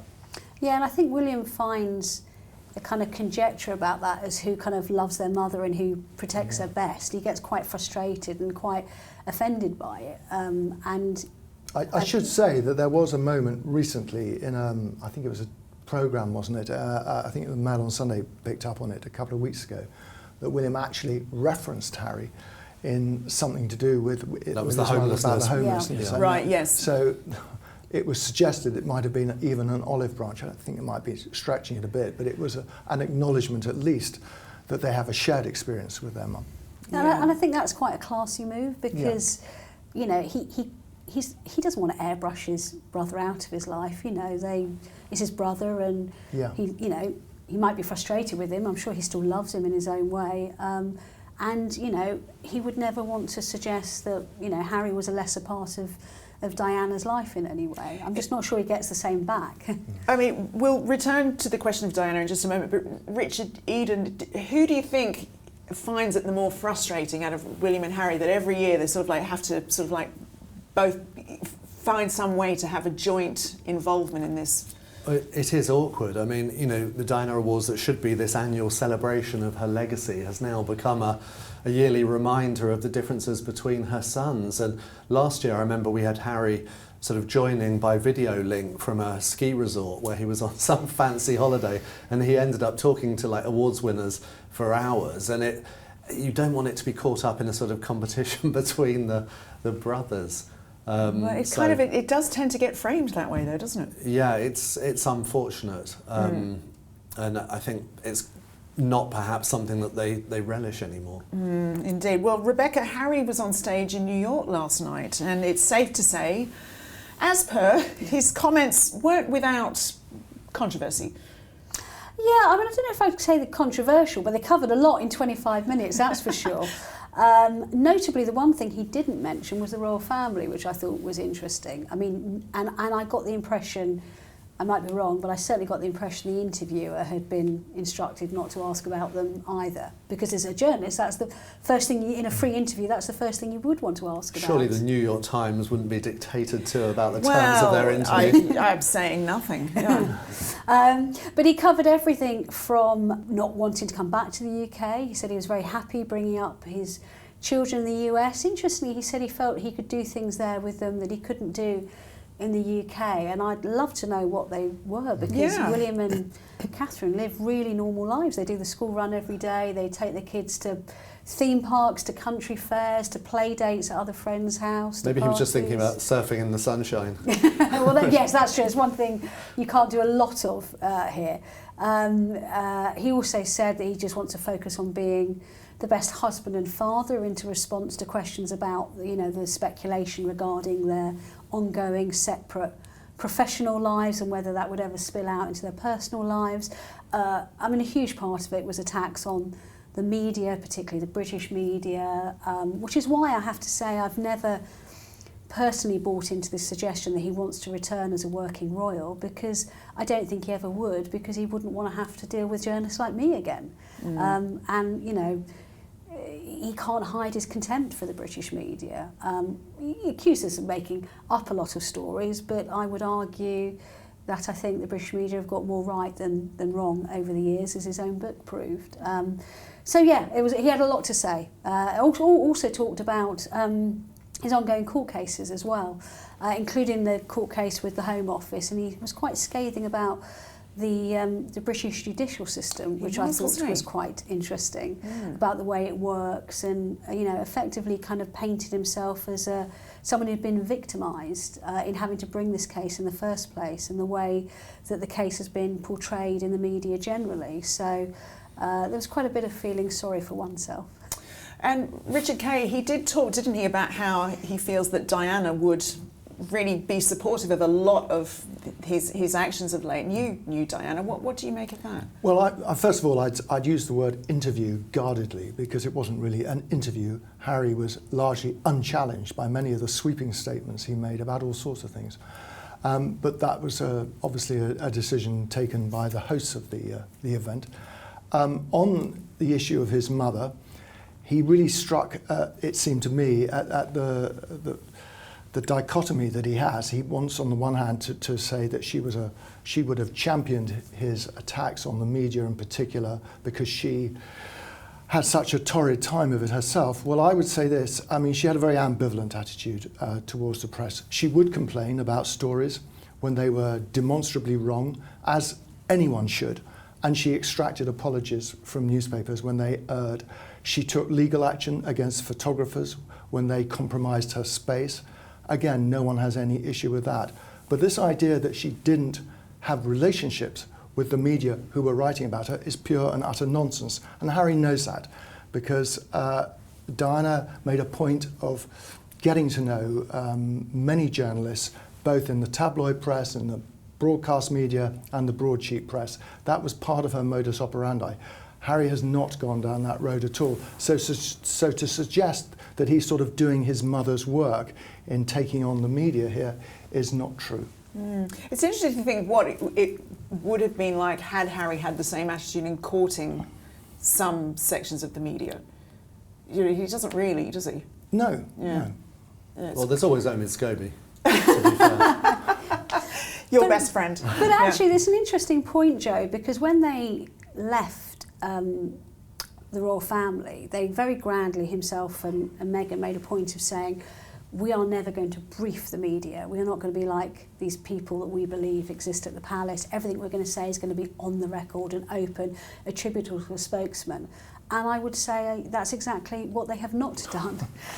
They have gone back to, or people around them, to briefing media outlets they feel are going to be favourable to them, helping with biographies. I mean, just last week over the court case with the Home Office, which I know we'll go on to discuss, but you know, a story was leaked to a national newspaper that's friendly to them about it. So there's quite a bit of hypocrisy involved. Well, we will talk about that in a second. But one thing that does seem quite clear, Richard, is he's very certain of himself these days, isn't he? In the way he comes across and the way he speaks. Yeah, I mean, you know, as a social diarist, I have to attend lots of parties, and he's turning into one of those people that you do avoid at parties. you know, where I appreciate, you know, he's the son of the king and everything, but where he's just becoming a bore. So, you know, he would go on, and while you're talking to him, you're kind of working out escape routes to get away, and that's certainly what watching this interview with the New York Times did to me. It's just, and because he was unchallenged as well, it's not good. No, but he's got this messianic thing. He wants to, I think he's talked about wanting to close down newspapers, including the Daily Mail, and you know, that's his mission now, is to right wrongs as he sees it, and he's, yes, definitely messianic. And given what you've spoken about the last few weeks, are you surprised at his certainty about staying in the US? Well, to be fair, I mean, no one has really been saying that they're planning to leave America. It's what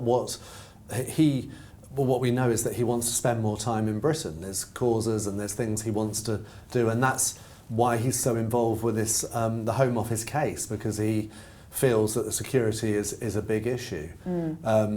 But you know, sure, they're happy in America, but they certainly spending lots of time in different places.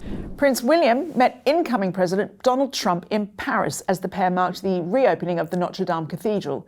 It was Trump's comments about King Charles that caught the ears of our royal experts. I was a bit shaken by this quote. I don't know about you. It says, I asked him about his wife and he said she's doing well. And I asked him about his father, and his father is fighting very hard, and he loves his father and he loves his wife, so it was sad. That's a pretty downbeat statement. What did you make of that? I have to say, the palace won't have liked that at all, because the juxtaposition of saying Catherine's fine, but with Charles it's very sad. For me, I just thought, oh dear, you know, is he saying that the king's more ill than we think he is? You know, and we know that Trump makes the odd faux pas and he does real talk better than anyone. So, you know, it was kind of unnerving, because you think, has he found out something that we don't know? It could be, because remember that Catherine has completed her treatment. Yes. Whereas the King's treatment is still going. So maybe William was kind of saying that. Yeah. And then, it's ongoing. then Donald Trump kind of interpreted that as he's still fighting, which he is still being treated. That's a fact. I hope you're right, Richard. Well, now, Natasha, we'll stick with William for a minute. A couple of days earlier than this, we saw him wearing an apron. Yeah, so Prince William was at the Passage homelessness shelter in Westminster, which is a place that has been a huge part of his life, because Princess Diana used to take him and Harry when they were younger, and also recently with Homewards, which is his homelessness campaign, the Passage has played a big role in that. And so he was there in his apron, you know, getting his hands dirty, dishing out Christmas dinner to the people at the shelter. So, you know, a really nice thing to see him doing and getting involved. Indeed. Now, at another engagement, Charlotte, he was also presented with a portrait, though not really in the traditional sense. Yeah, it was such a sweet and I think quite good drawing, but that might be the problem. So it's a kind of cartoon drawing of him, but he's got a real Friar Tuck sort of line of hair around the front. He probably wishes he did have that. Well, it was all too accurate. I think that might be the problem. It was too good.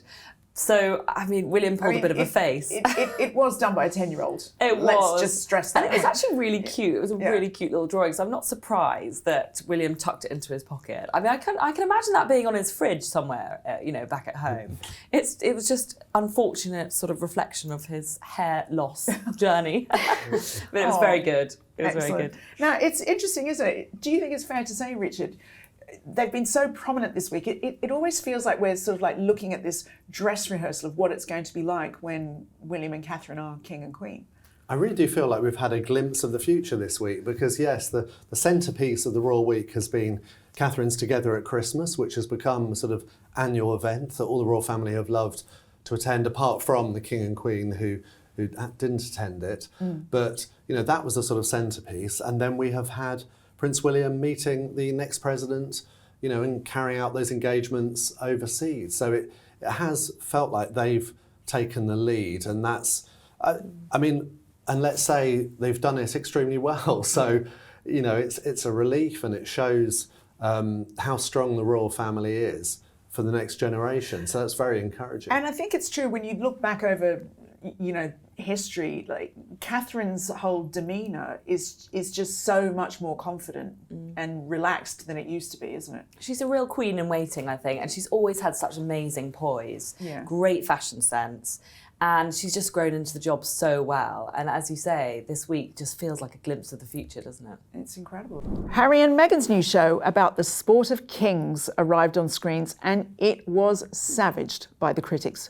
Natasha Livingstone explains the show, and then you'll hear the reaction from our panel. So it's called Polo, as you say, it's on Netflix and it's produced by Archwell, which is Harry and Meghan's production company. And when you say back on screens, it's quite interesting and something that I think, Charlotte, you reported, that he actually doesn't feature in it that much. Right. I think he pops up in the last episode, but it's really a look at the glamorous, exciting world of polo, which is a sport that Prince Harry grew up with. But, for most people, it is a pretty exclusive world, isn't it? It's not kind of football or something that you would know that much about. So that's the kind of sell of it. But yeah, the reaction to it hasn't been entirely positive. Is polo exciting? Well, it is quite fast-paced, but it's very difficult to tell who the different players are because they all wear helmets and the same T-shirts. So you're not vouching for any player in particular, and they're going really fast. I knew that Charlotte would be the expert. Somehow, I just knew. I have been to many a polo match, but... See, I've never been, so you need to take me. What the thing is about polo is that you don't watch the polo on the whole. You mainly stay in the tea tent drinking champagne and eating lovely sandwiches. Sounds great. Speak for yourself. That sounds great, actually. Famously, no, spectators don't really watch polo. They just enjoy the experience and look out at the nice horses every now and again. So, Richard, you were given the homework of watching this fantastic series. Look, what did you make of it? No one can accuse me of not working hard for this programme. I sat down last night and watched it. I didn't make it through all 5 episodes, but I watched quite a bit. And you fell asleep after episode 1? I'm interested in polo. I've been writing about it, like Charlotte, or the social side of it, for about 20 years. So, it's an exciting sport. The thing was about this programme is it is very trashy. When they launched Archwell, their production company, they had these very high-minded, lofty ideals about we're going to be telling important stories that need to be told. But what it resembled to me was the programmes like kind of Real Housewives of Beverly Hills and that sort of thing. Like genuinely, they were focusing on the private lives of the players and what was going on behind the scenes. And okay, well, that could be juicy. It was quite homoerotic as well. Maybe one for the ladies. There were loads of scenes of, men putting on shirts or, this type of thing. So you're saying to me, that sounds a bit sort of like Jilly Cooper Rivals territory, is it? Well, without the sex, sort of. Or the humour. The thing is, polo is very much a rich man's sport. It really is. And so they want to sort of tell sort of the rags to riches type tale, but it didn't particularly come across. Yes, and I thought that Archwell was all about relatable stories you were saying earlier, To be honest, my strong feeling is this is kind of the running out of their contract with Netflix. I think their contract is due to end next year, and they're sort of thinking, what can we make? Oh, I know, we'll make a programme about Harry's favourite pastime, which is polo. But they're very keen to take the credit. As soon as the programme's finished, it flashes up, made by Prince Harry and Meghan, the Duke and Duchess of Sussex. Okay, so they both made it. They both made it, yes. You know, but it was a bit naff. Well, speaking of that, I mean, I've read one review that was an absolute stinker. It's fair to say, isn't it, that, you know, the reviews haven't been kind. No, The Guardian called it obnoxious. Oh. It's been getting about 1 or 2 stars. I mean, no more than that. And the fact is, it's not relatable. And, you know, the mission statement of Archewell is to make, I think they said, truthful content with a relatable lens, which is such word salad. And this is not relatable at all. And there's no jeopardy, because if these polo players, if it doesn't work out for them or if they lose the match, they still have multiple homes in Miami, Florida, they still have private jets, they still have at least 6 polo ponies each, okay, and a polo pony is worth about as much as a Ferrari. I mean, they're really valuable beasts. Wow. One guy shows off about the fact he doesn't even know the names of his horses in the show. He's That's like, not very nice. Don't even care what they're called. I mean, it's just so unrelatable, it's so horrible. And also, it's on safer territory, isn't it, Natasha?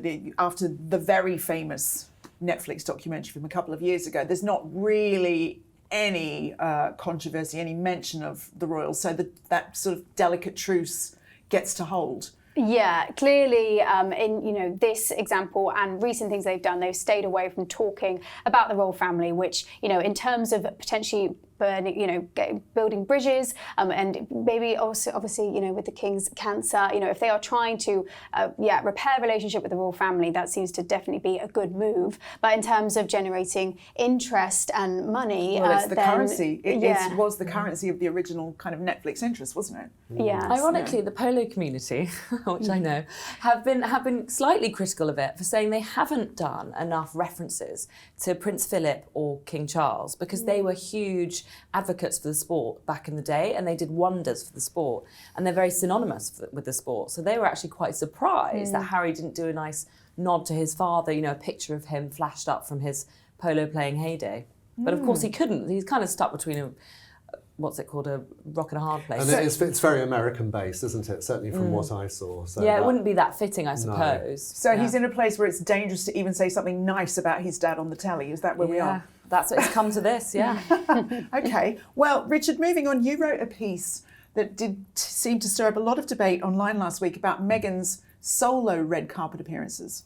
Yes, I mean, I was just really drawing the contrast last week between Meghan's appearance. This was at a Tyler Perry sort of tribute gala in LA, and then with it was the week that we had the state visit here. So while we had William and Catherine obviously being very regal, doing the diplomatic thing, then, you know, overseas we had Meghan on another red carpet. And what's interesting is she's alone. We've seen this several times.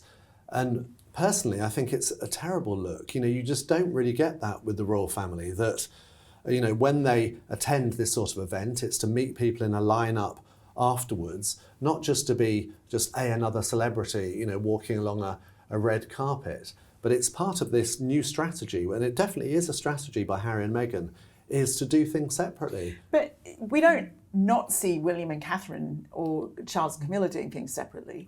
No, so they will. They do have separate engagements, like William and Catherine do. You know, often in the past they've done different things, but not really sort of on a red carpet like that. Right. You know, on those occasions that they would be together, and at the same time that Meghan was in LA at this gala, Harry was in New York carrying out engagements of his own. And it's very striking, the difference and that new strategy from them. Do you think it's a conscious strategy to have separate entities for their appearances? It must be, because for many reasons. One of them is that after a while people have started noticing this and commentating on it, and they've still stuck to the strategy. So you would have thought, you know, I mean, basically some people have speculated, well, are they really separated, or is it just a career separation?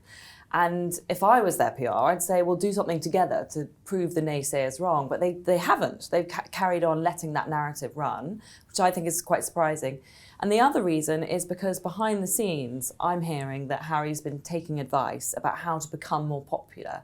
And he wants to kind of get back to that image of him as the cheeky chappy, which is why we saw him over Halloween doing some kind of comedy appearances, and he did one with Jelly Roll where he kind of pretended to get a tattoo. He's trying to get back to that jocular Prince Harry, the Playboy Prince image. And of course, having Meghan by his side doesn't really work with that. So I think it's a bid for him to get popular again. I think that's what he's trying to do. Meghan's reasons, I don't know. I was going to say, so you think this is all Harry, look, you're killing my buzz.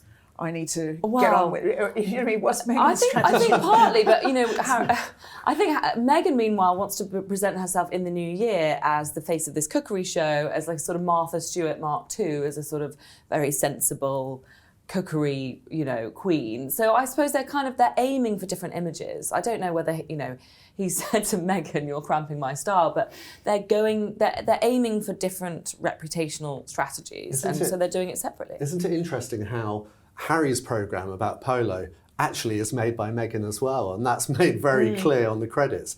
Whereas I think you'll see with her cookery and lifestyle programme, that's just her. Yeah, I'll be very surprised if it says the Duke and Duchess of Sussex at the end of her show. Well, this roundup started with a twist in the row between King Charles and Prince Andrew, and there was another very late in the year as Andrew's relationship with a man accused of being a Chinese spy came to light. Here, Rebecca explains the story and our panel discusses what happened and what the implications might be. It basically involves a man called Yang Tengbo, known as Chris. He is the anglicised name he used, and basically he's a businessman who's lived and worked in this country for a long time and has a lot of links with government and establishment, but also strong links with Prince Andrew. He became one of the founders of his Picture Palace China branch of his initiatives, and basically a couple of years ago he was stopped and arrested by the security services and accused of being a spy. Now he's fought that and insists he's a legitimate businessman. The case has gone to a tribunal. That's what a spy would say. There's no flies on you, Jo, is there? Yeah. I'd hate to be grilled by you, really grilled by you. What do you mean? I do it every week. He has fought that and has gone to the courts. He has now lost, and that case became public this week. And the reason why our Prince Andrew is involved in it is because it turns out when he was stopped by the security services, there was a letter and letters on his phone between himself, Prince Andrew, his advisors, which are unfortunate, to put it mildly. Marvellous. In which Andrew's senior advisor, a guy called Dominic Hampshire, who also happens to be a golf professional, saying to Tangbo, "You are at the top of a tree that a lot of people would like to be at. Thank you for your advice in helping us to get people in and out of Royal Lodge that we don't want, the Royal Institution and the security services to know about." It's a good look, isn't it? It's not a great look, I have to say. It has resulted in a lot of things happening this week I'm sure we'll go on to discuss. Well, one question that I think a lot of people will want to know is how long will the rest of the royal family have known about this? Well, of course, Prince Andrew, I should stress, says, look, I've done nothing wrong. I was introduced to this guy through official channels, and the minute I was told there was anything suspicious about his activities, I ceased all contact with him, and that was 2 years ago. When I asked Buckingham Palace how long they'd known about it, they said to me, we were told by the appropriate channels at the appropriate time, which I've taken to be around the same time that Andrew knew, so a couple of years. Why? There's a lot of, all sort of like woeful roads seem to lead to Andrew. True. And I think what we should assume from this, it will perhaps contextualise a lot of the attempts by the King in particular to sideline his brother and get him to downsize from royal. I think it will contextualise a lot of what we've seen happening in the last couple of years. Okay, interesting. Now, Richard, there's a line in a letter from the alleged spy which describes Andrew as, quote unquote, in a desperate situation and will grab onto anything. That is pretty humiliating for a member of the royal family. It really is, but it does highlight the position that Andrew's been put in because, as we know, the King has cut off his money and he has no other source of income. He's relied on income from his royal position for decades since leaving the Navy, and this makes him vulnerable. So it does highlight the dangers of this strategy of cutting him off. He wants to carry on living in a an expensive place which needs it needs funding to keep it restored and everything, and he wants money presumably to carry on living as he's accustomed, and he needs to get that from somewhere. Well, so I think it does highlight the dangers of this position that he's been put in. There's a lot of murkiness here, because there's also the fact, isn't there, that he was taking a cut of deals for his Pitch at Palace project? Yes, this is something which the Daily Mail and the Mail on Sunday they'd uncovered a couple of years ago, that generally the point of Pitch at the Palace was to try to link budding entrepreneurs with investors. So it seemed like a very good thing, and they talked about how much success it had really in linking finance to entrepreneurs. But then Andrew also started one in China, which did seem a bit odd, because then you thought, why are you sort of helping Chinese entrepreneurs? But the key thing was that Prince Andrew was getting a 2% cut from what we've been told. When the Mail reported this a couple of years ago, he and his people were keen to stress that it was all invested back into the project. It wasn't sort of creamed off for him, but it was all quite murky and awkward, I have to say. Because my understanding was that it was a completely philanthropic pursuit. No, it was a company. It was right. It was a business project. Yes, and remember he did this after being a trade envoy as well. So his view was he wants to help British business as much as possible.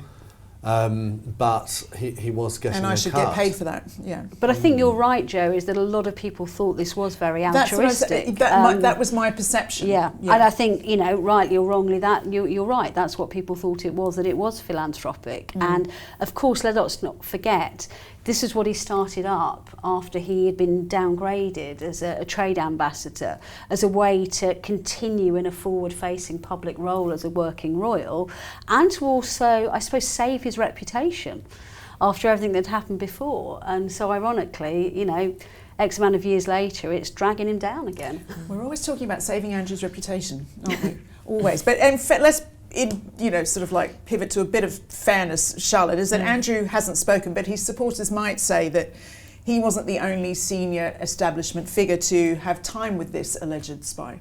Yeah, I mean, it's not often that I support Prince Andrew, but I will say this for a bit of context. At the time, this alleged spy was meeting with David Cameron and Theresa May and George Osborne, the ex-chancellor. And he had pictures of these people on his desk, which we've now seen, they hit the papers. So if you were Andrew, you might think, well, why can't I meet this guy? Everybody else has. So I suppose in his defence, that's probably the only card he can probably play. To be clear, Rebecca, the man accused of being the spy also denies the claims, doesn't he? Yeah, and as I say, he's denied them since they were first put to him, and had actually gone to the British courts to seek to overturn the security services decision to bar him from this country, where he's actually spent probably half of his adult life and has set up, a home, businesses. He considered it kind of his place of residence. So he's fought it, and that's the only reason why we even know about this, because he's fought it and has lost, and has now decided to unmask himself, still shouting from the rooftops that you've got this all wrong. I think we should point out, China is a totalitarian communist regime, and if you're senior there in business or whatever, dealing with other countries, you are expected to report back to the government. So everyone's a spy? Yes, if you're senior from China, so that you should assume, it should make Prince Andrew very careful, and everyone else, but that is the dangers of dealing with that sort of country. What do you make of this, Richard? It's not often discussed, but it has been reported that until relatively recently, Andrew used to get military briefings from the Ministry of Defence, and obviously there's no suggestion that he passed sensitive information on, but it will raise eyebrows if that's true, won't it? Yes, but to put that in context, he was receiving these briefings while he still had honorary roles with these regiments. This is before he stepped back from royal duties. So he was getting briefings from these regiments about what was going on, and that seemed right. And he took a close interest in his roles, and I think at the time he was respected for that. They were pleased to have someone who was really engaged. Probably illegally important, I think, to point out, in his unusually unusually, he gave a statement on this issue, Andrew, and he made a point of saying, I did not pass on any sensitive information. So he claims that he would have never had a conversation with this man that would have imparted anything that was dangerous to this country. But I'm sure there are investigations going on behind the scenes to work out whether that's true or not. What, in your view, is the role of advisors in this kind of situation? Who would have been advising Andrew on, you know, the company he keeps? Would it have been his personal? Would the king have had, or the queen at the time, have had any influence in who should be? It's a really good question, Jo. Yeah, and that was part of the problem with Andrew, is that he kind of did operate as like a silo within the palace machinery. He wouldn't answer to the press office, he wouldn't answer to family members. You know, him and his team were kind of fiercely independent, and this has led to a lot of problems for them. And he chose, obviously like all members of the royal family, he would have a private secretary that would have been a paid position that the monarchy would have paid for. But he also appointed his own senior advisors, and this Dominic Hampshire fellow is one of them. So we're not really sure whether he would have gone through any official palace vetting procedures, but obviously he feels emboldened to kind of write what he did on Andrew's behalf. And I have to say, there's a feeling a lot of what he was saying was quite spivvy. You know, it was kind of almost like a big sale for Andrew. What does spivvy mean for our American viewers? That's a very London phrase. It just means a bit wide boy. Yeah. What does that mean? Yeah. We could be here all day. I'm such a Londoner. I think I speak a different language to everyone. Yeah. Unofficial. It's salesman-like. unofficial. A bit of salesman-like. Yeah. A little. Unregal, we could say. I think that's a very good way of describing it. Dignified. Let's move on to Christmas. We're nearly there. So let's talk about what this means for Andrew at Christmas, because it seems that the main sanction placed on him is that he's not going to Sandringham. Is that right? I know, and in the real world, I think probably some people are a bit like, so? But of course, and this is something the palace have had to think long and hard about, because they have taken every sanction they can against Andrew. He's been stripped of his royal duties, he's not allowed to use his HRH, you know, he's had his allowance withdrawn by the king, he's had his security pulled, so there's very little options open to them. And the reason why Christmas is so important is because obviously on Christmas Day at Sandringham we see all the royal family walk to church together, and it would have, I think the feeling was, it would have almost been seen at the height of a scandal of this magnitude engulfing him. If it appeared with the king, it was almost like the king putting his arm around him in public and saying, this is still my brother at the end of the day.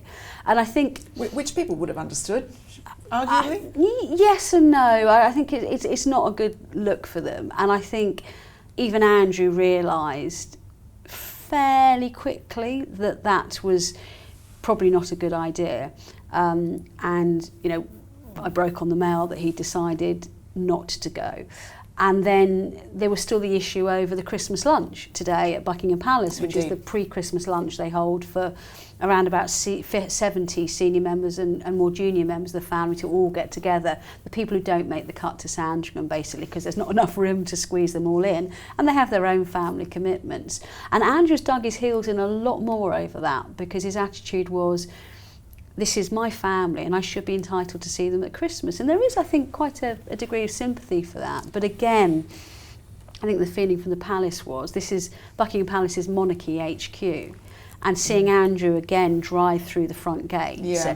when behind the scenes, you know, there's a huge investigation going on into how much access he's given this alleged spy. We know he visited Buckingham Palace, St James's Palace, Windsor.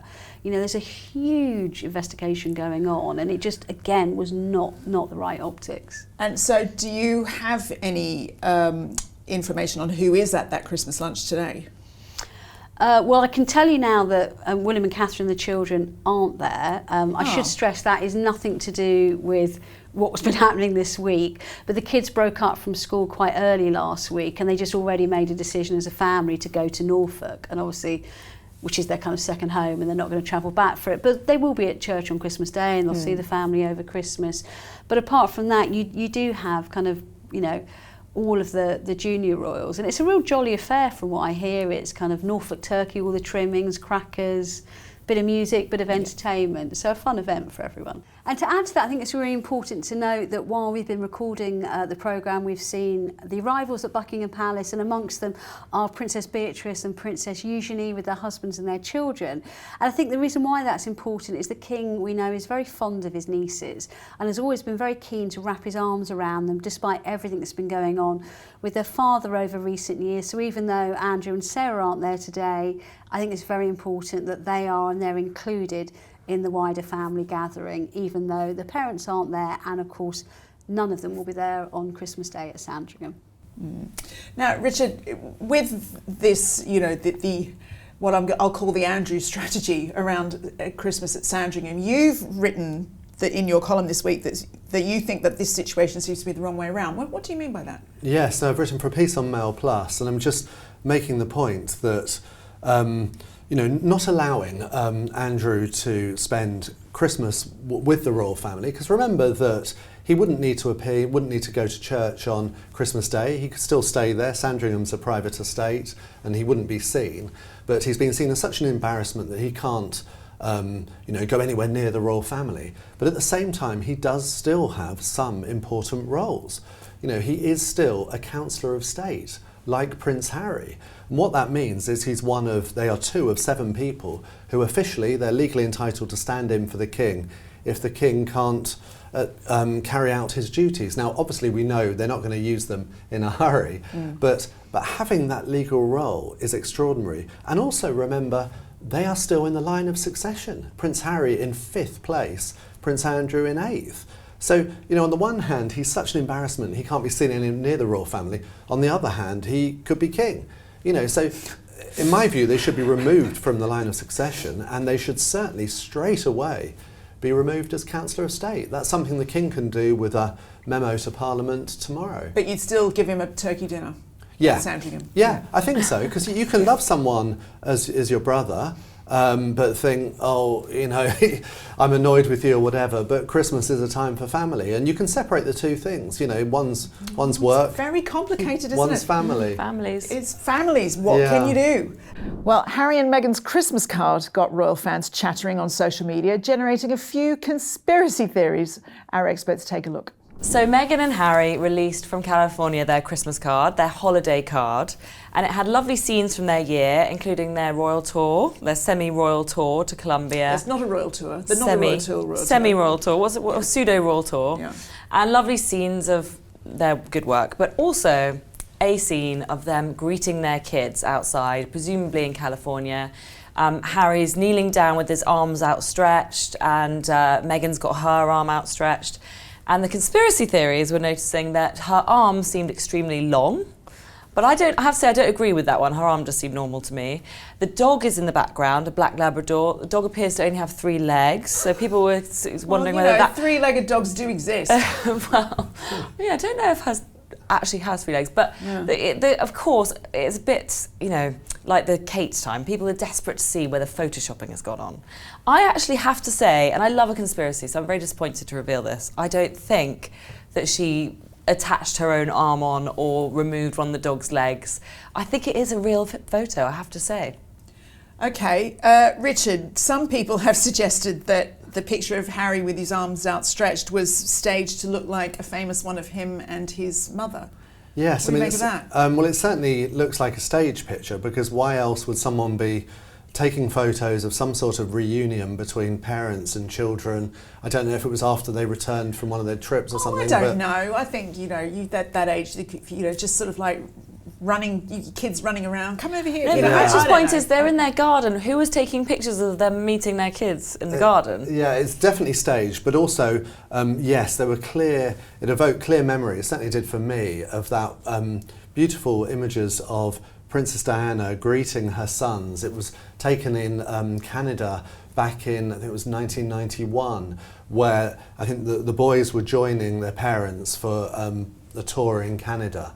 And she was obviously thrilled to see them after some time. And they were pictures that really sort of captured Diana at her most natural and her most loving. And also it was seen as very symbolic because, you know, rather than the sort of formal, stiff royals we were used to, here was Diana as the very open mother. And so that I don't know if it was deliberate or not with this, but it was, definitely reminiscent of that. Remember, people have been asking, why haven't you been analysing this in the same way as you did with the image of Catherine and family? But remember what happened was because that was released through the picture agencies, and then they didn't feel they could distribute it because it had been digitally altered and that sort of thing. But this hasn't happened here. The reason we know about this card is because Omid Scobie, you might remember him, he's that old lapdog of the Sussex, I shouldn't say that, great journalist, Omid Scobie. I think he was boasting that he'd received this card, so he put it online. So that's the only reason why we've seen it. But with the Catherine photo, you were able to zoom in. It was a very high quality photo, so it was quite easy to zoom in. That's what all the conspiracy theorists did, to see whether it had been photoshopped. And of course, sure enough, when you blow it up, you could tell it had been. Plus the metadata. And the metadata, yeah. Whereas this one, it's too hard to do because the photo itself is quite small within the card. It's like an inch wide. So the conspiracy theories hunting for a Photoshop haven't been successful. Rebecca, there's no reason for them to release an original image on this case, is there? Yeah, look, I am the least technical person, I think, probably in this building. That is true. I can vouch for that. Yeah. So I am almost the worst person to ask about this, because actually, to me, as a layman, it looks like such a bad, blurry picture that I don't see how anyone could personally tell anything from it. It almost seemed a bit pointless to release such a bad picture in a way, because you can't really see them properly. It's all very blurred. Well, that's like Charlotte says, it was just one of several images on this card. I must be just so innocent of mind. I just think, in my mind it was like, oh, it won't matter, it's only small, so it doesn't have to be the best quality. It's a sweet picture, let's bung it on our Christmas card. I have to say, wrong? Is there something wrong with me? I just don't think Meghan and Harry bung anything on anything. Yeah. I think Well, they think I when it agree comes with to their you, image, Charlotte, they yeah. meticulously plan things. I wouldn't be surprised if they booked a photographer to come to their garden to film them greeting their child and please take some blurry pictures of us. They seem very strategic, so I don't know, to me it seemed planned. I was going to say, the thing that really struck me about it was it's a Christmas card with no mention of Christmas. This is Prince Harry, whose father is Supreme Governor of the Church of England and the Anglican Communion worldwide, and no mention of Christmas, just, happy holidays. But he's American now. He's said happy holidays on his card for years, I have to say. But I think there's lots of Americans who wish each other happy Christmas, aren't there? Oh, I thought, I'm sure they'll tell us. Yeah. I'm sure they will. And don't forget, it was their work Christmas card. They will also send out personal ones as well. So this would be sent out to kind of everyone on their mailing list, I suppose. Richard makes a good point, and I know there was a lot of pushback as to why the media wrote so much about the issue about Catherine and the Mother's Day card this year, and I think I tried to explain at the time. It's that the use of photo digital manipulation and AI is a big issue for the news industry here. There's grave concern about the way it's creeping in. So these picture agencies aren't allowed to put out pictures that have been digitally manipulated at all. It's against all the rules and regulations. And as Richard rightly says, the difference is with this one, it's just been put out, sent by friends, by them to, friends and business associates. But if you distribute a card through a news agency, it's a public record. Yeah, exactly. And this is not. But I suppose, and I do understand why people saying we see them and their family so little. I suppose it's the only public record that people have got. Yeah. And what's sauce for the goose, etc., etc. And obviously, Harry and Meghan, particularly Harry, put themselves up there as kind of commissioners against misinformation, and if it has been digitally altered, is that hypocritical? And I get all that. It's just I think it's a very bad photograph. I just hope we see that dog again so we can establish whether it does have 3 legs or not. I'm very concerned about that, and I very much look forward to what is sure to be fire in the comments this week on this. I can't wait. The Mail's Robert Hardman updated his biography of the sovereign called King Charles III. Here he is giving us his highs, lows and surprises of 2024. So, lows, highs and surprises of 2024 for the royal family. Let's start with the lows. Clearly, at the top of the list has to be those twin cancer diagnoses. We got the news in February that the King was undergoing treatment for cancer, and then that remarkable video message from the Princess of Wales in the following month in March, saying that she too was undergoing treatment for cancer. That's one of the lowest points, I would say, for the monarchy in many years. These are personal challenges entirely beyond their control. Put together, that was just a terrible few weeks for everybody concerned. Another low point, obviously, for the monarchy as a whole, for the king in particular, has been what you might call the difficult dukes. Less so the Duke of Sussex. Yes, there have been plenty of noises from California, but on the whole, he's kept a relatively low profile this year. The Duke of York, on the other hand, has been a repeated source of tension, strain and embarrassment, culminating in late summer with the King cutting off Prince Andrew's allowance. So that's definitely been a recurring low.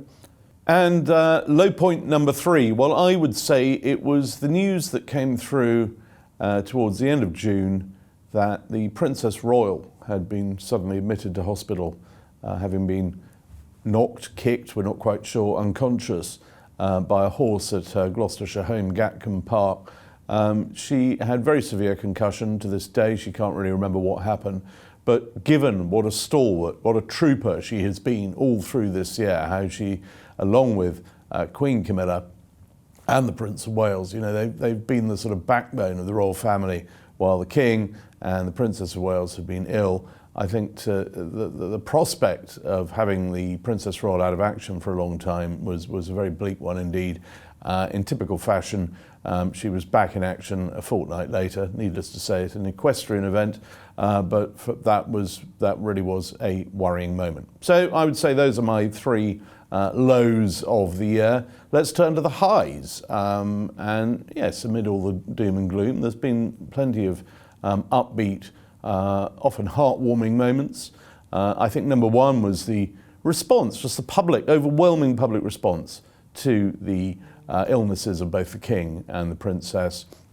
I would look to that wonderful scene of the King going through all the cards, sackfuls of cards that he received following the news that he had cancer. And there's one in particular which I love, and actually I've stuck it in my new edition of my book, my biography of the King, and that is him opening this enormous card, and there's a dog with one of those healing cones, those sort of plastic cones they put around dogs to stop gnawing their wounds, saying, well, at least you don't have to wear one of these. And he found that absolutely hilarious. Tears of laughter, I was told by one of those who was present. That was one of the highs, the public response. And then, of course, to the Princess. I mean, it goes without saying, the global outpouring of affection for her. So that's one of the highs. I think on a more personal level, for the King, number 2, D-Day, the beaches of Normandy, June the 6th, 2024, the 80th anniversary of the Normandy landings, the amphibious landing that really changed the course of world history. He wanted to be there. He was there with the surviving veterans, with the French President, Emmanuel Macron. They were on the beach at the magnificent Normandy Memorial, which many Daily Mail readers have very generously helped to build. And there he was with the veterans, overlooking the beaches where it happened, and he outstayed the official time he was supposed to be there by well over an hour. He absolutely loved it. He loved meeting the veterans, so did Queen Camilla.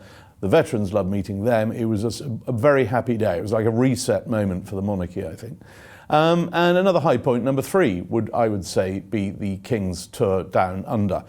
He went off to the Pacific, he went to the Commonwealth Summit in Samoa, and just before that he went to Australia, his first long-distance trip of the reign, really, and certainly the first major trip since his diagnosis. And contrary to a lot of expectations that Australia was going to be awash with republicanism, with the exception of one extraordinary shouty moment in Parliament where an activist MP started heckling and got bundled out. The overall welcome was very warm. There was a real sense, actually, that Australia, a country which the King adores, having spent part of his school years there, that is a reciprocal feeling, and there is no sense of any urgency to dispose of the Crown down under anytime soon. So I think that was another high.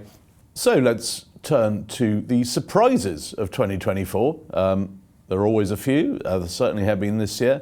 One that sticks in my mind back in May of 2024, when we had the first unveiling of the first major official portrait of the King by the well-known portrait artist Jonathan Yeo, and he had produced this remarkable and slightly controversial portrait of the king, where you had the king in his scarlet tunic as colonel of the Welsh Guards, but the whole image had sort of bled into a sea of red. Yeo had painted the whole thing kind of red, and in the middle of this sea of red, there was the king's face. He was quite impressed by it, and the Queen certainly liked it. She said, "You've got him." So I think that was a thumbs up from the palace. That was one surprise.